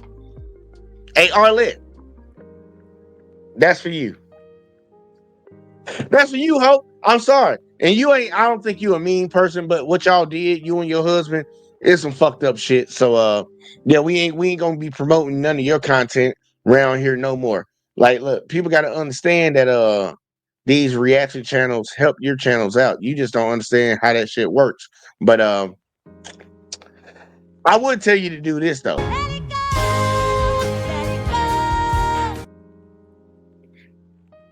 But she ain't gonna let it go. They ain't gonna let it go over there. So either way though, fuck y'all. Yeah, we're gonna talk about. I'm just gonna show y'all this real quick. Like, let Dr. Rashad Richie talk to y'all. Now, TYT as a whole, I was cool with him in the very beginning, but then I started seeing flaws and I got the fuck away from him. When I see bullshit, I go left. But Indisputable is a good segment, and he's about to explain something to you. And I ain't bullshitting about what he said. I went and fact checked this shit. This is really true. This is actually true. I looked it up. It's true. It happened. And see, let's see. Capadot said, I tune in for that Ethiopian Bible. Hey, look, and the sad part, I might do it this weekend, depending on, I don't know, man. Fucking Saturday, I'm supposed to be gaming, but look, I'm gonna try to slide some shit out. I got a lot of videos, y'all, that I want to cover that I ain't been able to cover because I only got a certain amount of time in a day. You know, the way my watch works. The way my watch work, y'all. Either way, though, let's get it. Slavery and civil rights exhibits removed from the Blacksonian. Here's the info from NBC News. Decades-old artifacts related to slavery and civil rights are rotating out of exhibits at the museum as the potential White House review looms large. In late March, President Trump signed an executive order demanding, in part, the museum take down any exhibits that, quote, divide Americans based on race. But now the White House says that it's washing its hands of any involvement. Hey, man, let me actually say something about that one, because a lot of people don't know about that. A lot of people don't know about that, and I've been holding off for a while, actually talking about Burkina Faso. Like, I really want to Ibrahim Traore. Yeah. I want to actually talk about him. I actually want to talk about him because that is an example. Let me come back on camera. That's a really good example of what Africa could be, and it's a big ass eye opener to what the fuck Europeans have been doing to that country. They done tried to kill that man multiple times already. For y'all that don't know who Ibrahim Traore, you don't even know about Burkina Faso. You probably didn't even know that's a goddamn country. And that's why I'm about to put a world map behind me. I'm put a world map behind me so we can just go and point that shit out. But one of these days, I'm gonna talk about it. But what I think about it, I think that man need to keep grinding and keep doing what the fuck he doing for his fucking people in fucking Africa. Because eventually that shit will spread. And the United States need to get the fuck out the goddamn way. You allow a motherfucker to genocide people in fucking Palestine, but you got a problem with a black man saying y'all not gonna steal our resources no more? Nah. I ain't cool with none of that shit, bro. But yeah, we gon' look. I'm biding my time, waiting for more information. Just like I ain't fucking saying nothing about the Diddy trial. I ain't saying nothing about the Megan and Tory Lane shit with all the recent updates. I'm waiting. I ain't like all these other motherfuckers that just want to jump on the story as soon as it come out. Because I ain't trying to be telling no lies. I ain't trying to be out here being wrong about what the fuck I'm talking about. I'd rather speak on what the fuck I know, not what the fuck I presume.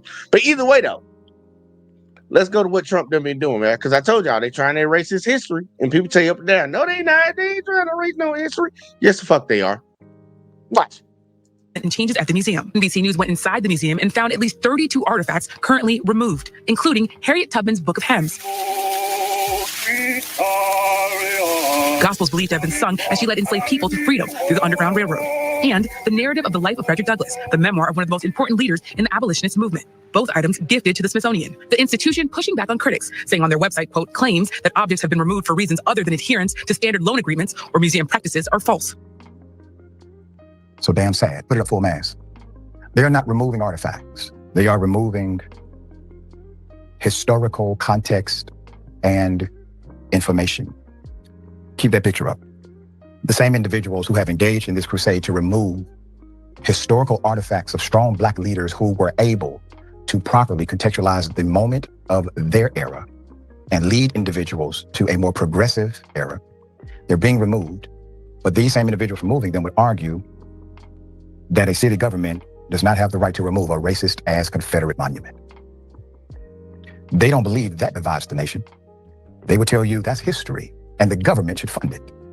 But when it comes, I want y'all to look. I'm gonna play that part again because that's the biggest part, and I want people to understand the irony, and that's why a lot of people, I'm gonna say it, most Republicans are fucking hypocrites. Listen to what he just said again. they don't believe that divides the nation. Oh, my bad. They Hold were up. to a more progressive historical artifacts of strong Black leaders who were able to properly contextualize the moment of their era and lead individuals to a more progressive era. They're being removed, but these same individuals removing them would argue that a city government does not have the right to remove a racist-ass Confederate monument. They don't believe that divides the nation. They would tell you that's history and the government should fund it. But when it comes, Bro, y'all getting what he's talking about, right? Trump has been, in his administration, pretty much doing exactly what we actually projected that he would do. We prophesied it over here, Project 2025, trying to erase history, trying to erase people out of the government, trying to get loyalists in here. All that shit's coming to pass. Like, we called it out. Like, motherfucker, like, he would never do that. It's like, bitch, we saw him 4 years ago. Like 4 years ago, we saw what he did before. Why wouldn't he do this? It'd be logical for him to do that. But they're trying to erase Black history, and they showed it by kicking Jackie Robinson, because a lot of y'all don't know Jackie Robinson served in the Army. They took him off the military website, took Rosa Parks off the website. Anything that was linked to Black or minority or possibly LGBTQ, they've been scrubbing it, and they've been they keep having to come back and say, oh, we made a mistake. But you know what mistake they never made? Removing any white folks off of that shit.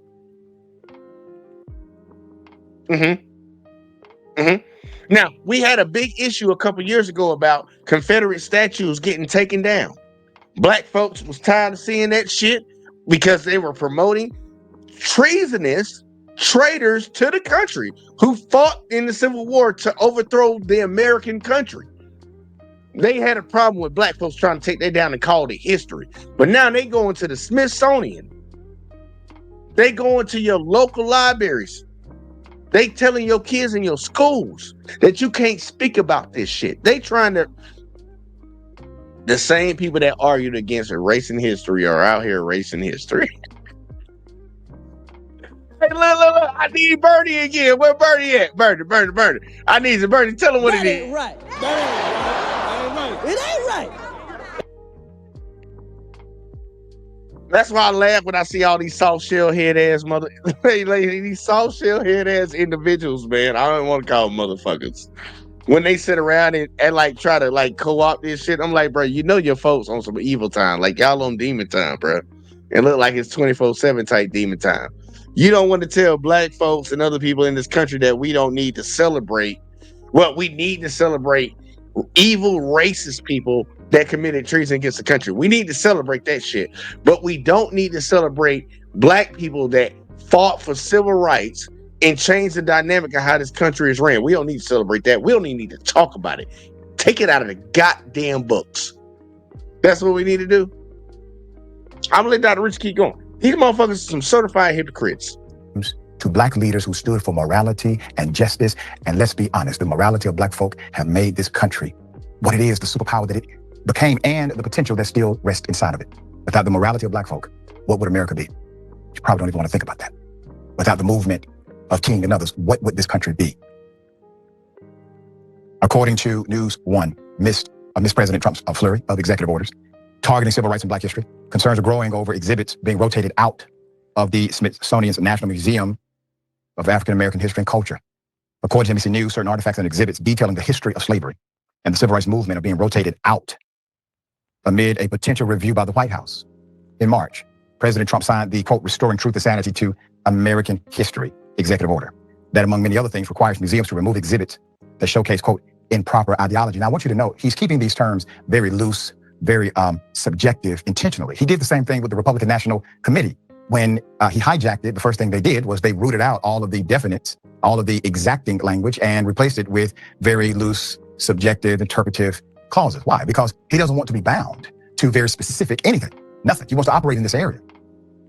NBC News went inside the museum and found at least 32 artifacts. Now, that's at least 32 artifacts that were once on display have now been removed. They include Harriet Tubman's book of hymns filled with gospels that she is believed to have sung as she led enslaved people to freedom through the Underground Railroad, as well as a cloth made by enslaved people and a photo of the hip-hop group Public Enemy. Also removed was the, quote, narrative of the life of Frederick Douglass, the memoir by one of the most important leaders in the abolition movement. Both items were gifted to the Smithsonian. Both the White House and the National Museum of African American History and Culture pushed back against the idea that these removals were a result of the executive order. White House spokesperson issued a statement saying, quote, the White House had no involvement in removing any exhibit from the National Museum of African American History and Culture or any other Smithsonian institution. Hey, look, real quick, I got something for that. I actually got The something lie for that. detector test determined that was a lie. Y'all motherfuckers say whatever the fuck y'all want to say. We know what the fuck happened. That's the only way I can look at it, y'all. Say whatever you want to say. And you're known for lying. So, you know. Once again, The lie detector test determined that was a lie. Yeah, we gonna roll with that one right there, y'all. We gonna roll with that one. Let's keep going. Did this on their own accord, end quote. Though when one considers that the former director of the museum left as a result of the executive order, and that both Chief Justice John Roberts and Vice President J.D. Vance sit on the damn Smithsonian board, it doesn't entirely pass muster, does it? Those who loaned the items to the museum also aren't entirely convinced that the return was not politically motivated. Let's go to it. Liz Breselton, the owner of a diary connected to the Oscar-winning film 12 Years a Slave, is not convinced either. She gave one of her great-great-grandfather's diaries to the museum in September 2015 on a 10-year loan.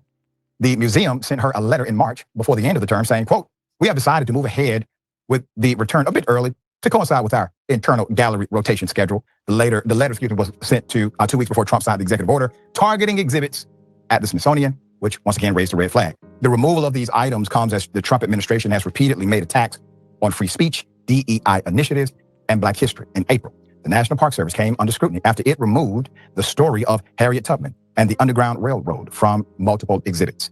They eventually restored the exhibits after national outcry. You all were part of that. We covered it from day one. But the fact that they even had the audacity to try it should tell you everything about where this administration's priorities are. As a result of the executive order and leadership changes at the museum was the site of the, quote, Hands Off Our History rally earlier this month. The executive order, along with other moves by the Trump administration, also spurred legislation from Democratic lawmakers to protect civil rights landmarks and on the National Register from being sold. Because, of course, the Trump administration, they tried to do that also.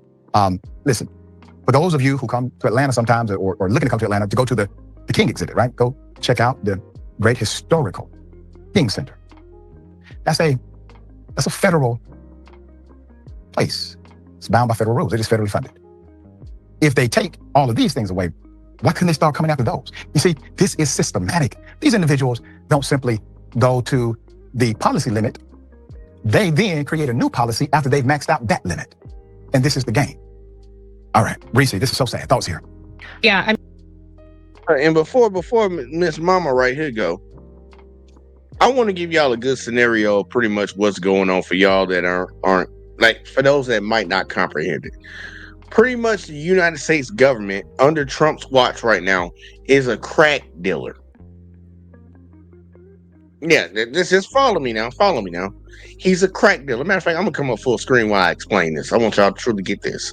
The United States as a whole, the government right now, under Trump's leadership, is pretty much a crackhead when it comes to these different institutions, the Smithsonian, different museums around the country, colleges, and things of that sort. He gave these motherfuckers, or they had already got their first hit.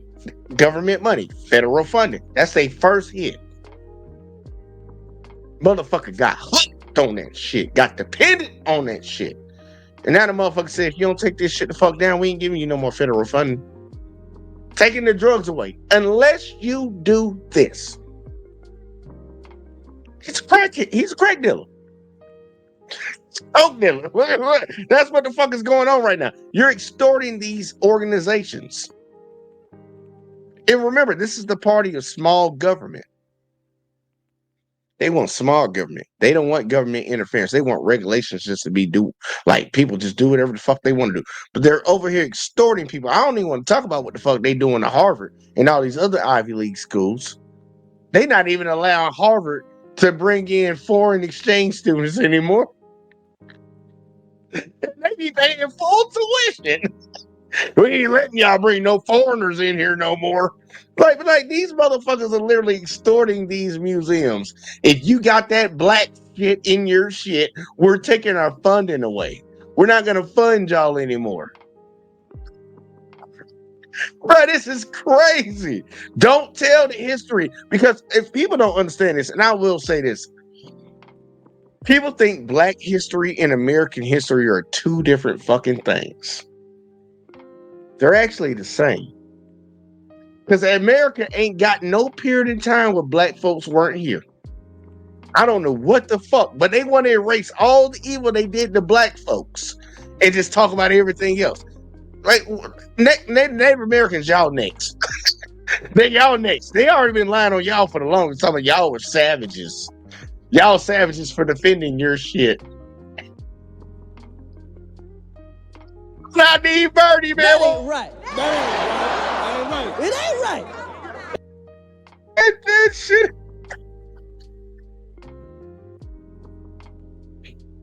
That shit ain't right, bro. I swear for Lord, bro. If you look back and just really put it into layman's term about what some of these folks have been doing, bro, this is just straight up diabolical evil. This is fucked up. You steal somebody else shit and call them savages. You work a certain group of people for 400 plus years and call them lazy. You do that, man. Something moves. How do you do that shit, man? How do you do that? They're the welfare queens. More y'all are on goddamn fucking welfare, bitch. They commit the most crime. Y'all commit all the crime.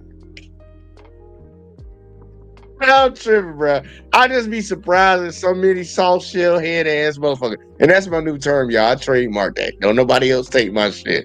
I made it up tonight. Y'all done heard me say it multiple times. It's my shit. No other YouTuber steal my shit. Y'all soft shell head ass individuals.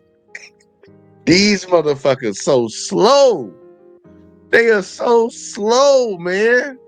Like, god damn. But I'm gonna let Lil Mama cook, but let me recap comment real quick. Like, let's see. He said, America is for sale and is being sold along with its citizens. Hell yes, it is. And that's sad to say, but it's true. We are for sale, bro, to the highest motherfucking bidder. Elon Musk bought his access, and all it cost him was $250 million. He might have spent a little bit more, but the lowest estimate is $250 million. Got his ass up in there and say Native Americans next. It's easy to forget they exist. They don't seem to have a voice. They don't, because they look. Them folks did a really good job.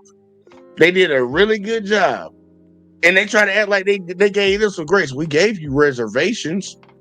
Matter of fact, I got a video for that afterwards. Let's let little mama talk. I'm gonna let little mama talk, and I'm gonna show y'all something. I mean, the Smithsonian is one of my favorite. It's actually my favorite place in DC because it is gorgeous, it is powerful, it is comprehensive, and it is. Girl, you better hold on. What, let me get Mara. She said what? Hold on, let's say it again. I want to hear her say that shit again. Yeah, I mean, the Smithsonian is one of my favorite. It's actually my favorite place in DC because it is. All right, hold on. The lie detector test determined that was a lie. Girl, I don't know why you lying like that. Why you like that? Don't even give a fuck if motherfuckers are certified diehard history buffs. And I love history. I know the Smithsonian is not your favorite place. Your mama house might be your favorite place, Your man house, if you got one, it might be your favorite place. It's not the Smithsonian, baby. Like, stop. You might like to go to Topgolf. I don't even know if they got those up there. But like, nah, baby girl, I don't believe that. Either way, though, that's just me. That's just my personal opinion. I'm just judging from the outside in. It could be her favorite place. It could be. But either way, though, keep going. Keep cooking, girl. You about to cook. Gorgeous. It is powerful. It is comprehensive. And it just has such a huge impact that it's no surprise that they are doing what they're doing. I don't buy at all that there isn't some sort of political pressure here, even if they aren't directly dictating which specific artifacts need to be moved. We've seen a pattern throughout this administration where people comply with things in advance, or they try to make some provisions in the hopes that they curry favor with this administration. For instance, with Muriel Bowser ripping up the Black Lives Matter mural on Black Lives Matter Place. I don't even know what it's called anymore. So the fact that they put political pressure on them, it doesn't allow them to say that they have not had an impact or they haven't had a hand in this. And we've seen them, news broke this week about how they revoked $500,000 in grant funding from the Boston African American History Museum. They've also revoked funding for other Black museums or exhibits around the country. And so this administration has been very clear that they are attacking any kind of education and institutions that engage in education around this issue. This should not be a surprise because this same president, before he left, established a 1776 commission, and he declared war on any kind of education around slavery or Jim Crow and all of the impacts from slavery. So this is par for the course for him. We have to make sure that we keep our history alive. That's right. And that's my encouragement to everyone who's watching. You, me, we have to become much more intentional about proper, accurate, historical, and relevant education for our youth. And if you don't have kids, find some. Volunteer somewhere. There are opportunities to do this. We'll bring updates as they come. No, don't click on that. Don't click on that. Don't click on that. Don't click on that. Don't click on that. Ooh, I thought I was about to click on it, y'all. But nah, that's some real ass shit though, man. Look. We can't let people erase the history of this country. We cannot. We can't let, like, we've all heard the term, and they know it. We can't let these people whitewash what has happened. They not, and I'm ready to say this.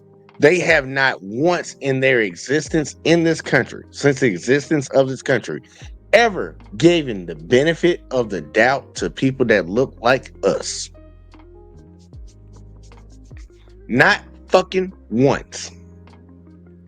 But they want us to give a benefit of the doubt to them. That's not fucking happening, man. It's not happening. When you hold a motherfucker to the goddamn cross every day for any goddamn thing, you overblow simple things that your people do and make it seem like we tried to murder somebody. We got to hold you to the same standard. We're not going to allow you to come in, at least I won't, and other people that are advocates that speak out. We're not going to allow you to dilute this history. Not finna allow it to happen. Just not finna allow it to happen, man. It's not going down like that. This shit ain't sweet. Like, we had an actor, and I know y'all would know this guy's face when y'all see him. But you ask yourself a question. When the last time you seen him in a movie? He opened his mouth and told the goddamn truth. And this was in 2014 when he said what he said. Ask me the last time you seen him in a movie. See, Cappadot said, hard to believe this can be reversed when they have convinced the world that America is a European nation. Yeah, they really be trying to. They be really, look, it's gonna be easily to reverse. You know why? They're only 58% of the population right now. 58% right now. It ain't gonna be that way much longer. And I need to advocate for my sisters to stop having the baby deletions. Like, y'all need to stop doing that. Y'all done took out by a couple million of the kids. I understand some of y'all might have had legit reason to do it, but majority of y'all didn't. Like, I ain't gonna hold you on that. Like, stop doing that shit. Because you got Hispanics being a leader in the population block compared to us. Like, nah, stop doing that. What the fuck wrong with you? You seen a lot of Hispanics that fucking betrayed their own people and voted for Trump. Can't leave it in their hands. And I ain't knocking my Hispanic brothers and sisters because I know some good ones of y'all. But y'all motherfuckers try to align y'all ass with Trump. Y'all try to align y'all ass with Trump. Matter of fact, I'm going to show y'all that before I show y'all this. Cause this is the most hilarious shit in the world, bro. I be keeping track of these motherfuckers, man. And I be putting up some hellish shorts, y'all. I'll pull up some hellish shorts. I want y'all to see this shit real quick right here. Hold on. I want y'all to see that part right now. Oh no, yeah, here we go. Here we go. Check this, check this lady out right here, bro. This shit hilarious. And then I'm gonna show you the video that I really want to show y'all. Let me come to the side right here. Look at this shit. I'm Hispanic and I vote for Mr. Trump. We vote for Mr. Trump. Yes, Mr. Trump. We love you. We love you. All the way to the White House.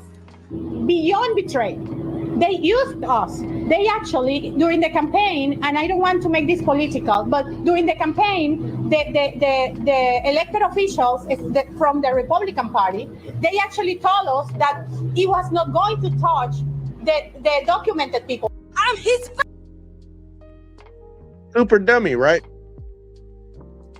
Soft shell head ass motherfucker. You voted for a motherfucker that was telling you from the get-go that he was going to deport people. And he didn't give a fuck whether you was legal or illegal. And y'all was like, nah, he don't mean illegals. He don't mean the legal people. Bitch, what? How? This motherfucker was trying to figure out how to deport legal Americans. Said it on live television and motherfuckers sitting back like, he didn't say anything. He didn't say anything. I'm like, are you real? Are you really, really serious? But I'm gonna show you the video I was talking about, y'all. I'm gonna show you how the video I was talking about. Cause this shit funny. And it pissed a lot of folks off. It pissed a lot of folks off, and I'm gonna let y'all hear it twice. Cause I'm gonna get my ass off screen for it. Let's check this out right here. We have to remember that we learned from some of the best. There had some white boys came over here that did the first beheadings in Point Coupee, Louisiana, where I'm from. Slave insurrection, that was the way you dealt with it. Tuskegee syphilis incident. We're going to see how black men die if they have syphilis, but we pretend we treat them with penicillin, and we're just going to watch the pathology of how they die. Now, that wasn't back 200 years ago. That was 1930 to 1974. We're talking about giving these wonderful blankets to Native Americans infected with smallpox as they walked on that trail of tears just to see how they die and to eliminate their population so we can take all of that land. So the violence that is in America has come from a very learned position that was brought here by some Caucasian folks. All right? We have to remember that we learned from some of the best. There had some white boys came over here that did the first beheadings in Point Coupee, Louisiana, where I'm from. Slave insurrection, that was the way you dealt with it. Tuskegee syphilis incident. We're going to see how black men die if they have syphilis, but we pretend we treat them with penicillin, and we're just going to watch the pathology of how they die. Now, that wasn't back 200 years ago. That was 1930 to 1974. We're talking about giving these wonderful blankets to Native Americans infected with smallpox as they walked on that trail of tears just to see how they die and to eliminate their population so we can take all of that land. So the violence that is in America has come from a very learned position that was brought here by some Caucasian folks. All right? And I wanted y'all to hear that twice. I want y'all to hear that twice so that shit actually seep in. Name one thing that he lied about. And look, and see, thank you for Cap Dot. Ain't seen Unc since The Wire, shaking my head. After he opened his mouth and told the goddamn truth on that shit, and he got applause because people knew he was telling the truth, they didn't hire his ass again for another job. Ain't seen that man. Tell the truth and lose your job. That's where we are in America right now. That's where we've been at for a long time. Folks don't want to hear that they're wrong. They don't want to hear it. They don't. They do not, y'all. And trying to change these things and trying to make things better, it's an issue. And for all the folks that think that black folks just came out of nowhere with this shit been going on for a long time. Let me show you. Let me show you. Not. Hold up now. I'm sorry. I'm hitting y'all with the short. Yeah, I would just like to say to to this gentleman, I would like to say to this gentleman and all other people who are not blessed with melanin at this point in time, to understand that what has happened in our history is that you have been misinformed as much as we have been misinformed. Much of the information that is brought forth, not only from Dr. Muhammad, but other areas, other scholars, are not available to you, as a sister said, in your curriculums that you have for 400 years when you did not allow us to read and write and was being hidden. Whether you, sir, personally did that or not, it was a legacy that was passed on to you. And I end by saying the Holocaust is simply the greatest atrocity on film. Ours was not filmed. Yeah. Y'all heard that, sister? Y'all heard what she said? And she's speaking to the same point right now that we're dealing with back then in today's society. A lot of the information has been hidden from a lot of people about what is and how we got here and all these things. I just want to say this to all Americans right now. And I know a lot of y'all not going to like it if you're in a certain community, because y'all know you feel some type of way. And then I'm going to have my coon ass Negroes come around here trying to, oh, you just complaining and bitching. Bitch, I get up every day and go to work and goddamn do what the fuck I got to do, pay my bills and take care of my life and all the people around me, bitch. I'm telling the truth. It don't matter about that. Because, they always want to say you're lazy and you just complaining, you looking for a handout and all that shit. That scapegoating that shit. Just to make sure we get that out the way real quick. Like, because, bitch, I grind my shit. But, it really just pissed me off when I said that. So I can't stand them people that be saying that dumbass. I can't stand them people that be saying that shit, y'all. What the sister spoke on, y'all. And it's really when you really think about it, man, it's really fucking sad. It's really, really sad because there have been a lot of atrocities that's been committed. Like, this country was not gained off of anything that was prosperous or like holy or anything like that. This shit was stolen. We won't even admit to that. Like, this country will not admit that everything that it has gotten has been stolen. Everything in the evil category, rape, pillaging, killing, stealing, that's how this country was attained right now. But we don't want to admit it. We want to say, well, other people did it during their... Name another another group of people that stole a whole fucking almost, they stole 3/4 of a continent, well, 1/3 of a continent. Name somebody else that did that. And the only person I think you could possibly go to is Genghis Khan. Possibly. These motherfuckers justify the evil that's been done. They came over here and murked a whole group of people up out of this motherfucker. Then brought a whole nother group of other people who some of them were already here. Because, like, I don't know why they keep trying to deny that in history. Like, black folks were here in America before they brought the first slaves. We had already been over here. So let's knock that narrative. But brought some of our ancestors from goddamn Africa over here on ships after they murked the Native Americans and use us to help murk the Native Americans and move them motherfuckers out. Clear that shit out. Then wage war against their own folks. Had us helping that shit. Then after that, enslaved our ass. Well, we were already enslaved, but kept us enslaved for another couple hundred fucking years. Then fought against each other. Bro, it ain't nothing but wickedness, man. Wickedness going on. Sick, evil ass bullshit nonstop. And motherfuckers want to sit here and talk about other groups of people, man. How can you do that? When you got that much goddamn stains, you got that much blood on your hands, and you talking about other people? There definitely has to be a mental illness going on. And I'm trying to be nice by saying that. I'm trying my best to be nice by saying that. And I'm not the only one that done spoke out on it. Black folks ain't the only ones that done spoke out on it. White folks done spoke out on it. We just listened to Tim Wise for a second. He spoke out on it. He spoke out on this shit, man.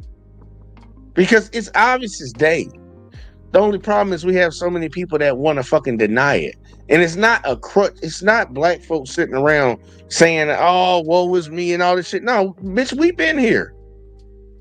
We've been grinding. We've been grinding the whole time we've been here. We calling out your bullshit along the way, but it ain't like we just sat down and gave up. We ain't never did that. We've been working. And honestly, we've been working harder than y'all. They're working harder than y'all. See, Clint Cap said black folks need to tap back and with our roots. Information is and always has been commodity. Go as far back as you want. That ass serious, man.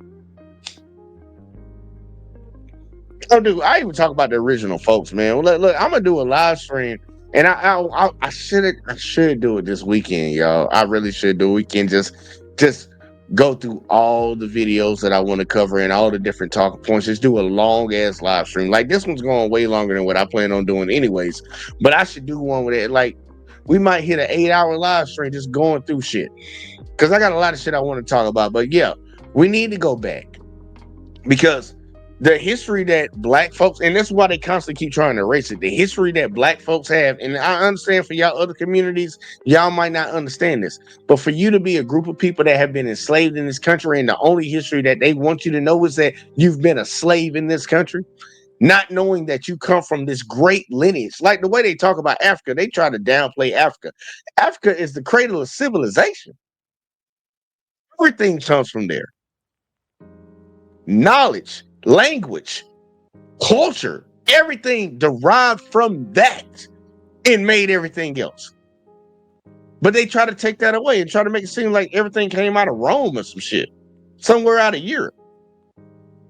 Bitch, no, it didn't. No, it didn't. It didn't. But either way, though, let me stop ranting, because I'm contemplating, y'all. I got a couple days, man. I'm off on Monday, so I looked at my wrist and I got time. But I'm gonna try to give y'all. I'm gonna give y'all a funny one on the way out. I'm gonna give y'all a funny one. Matter of fact, yeah, I think this is funny. I don't know why this one ain't hit 1 million yet.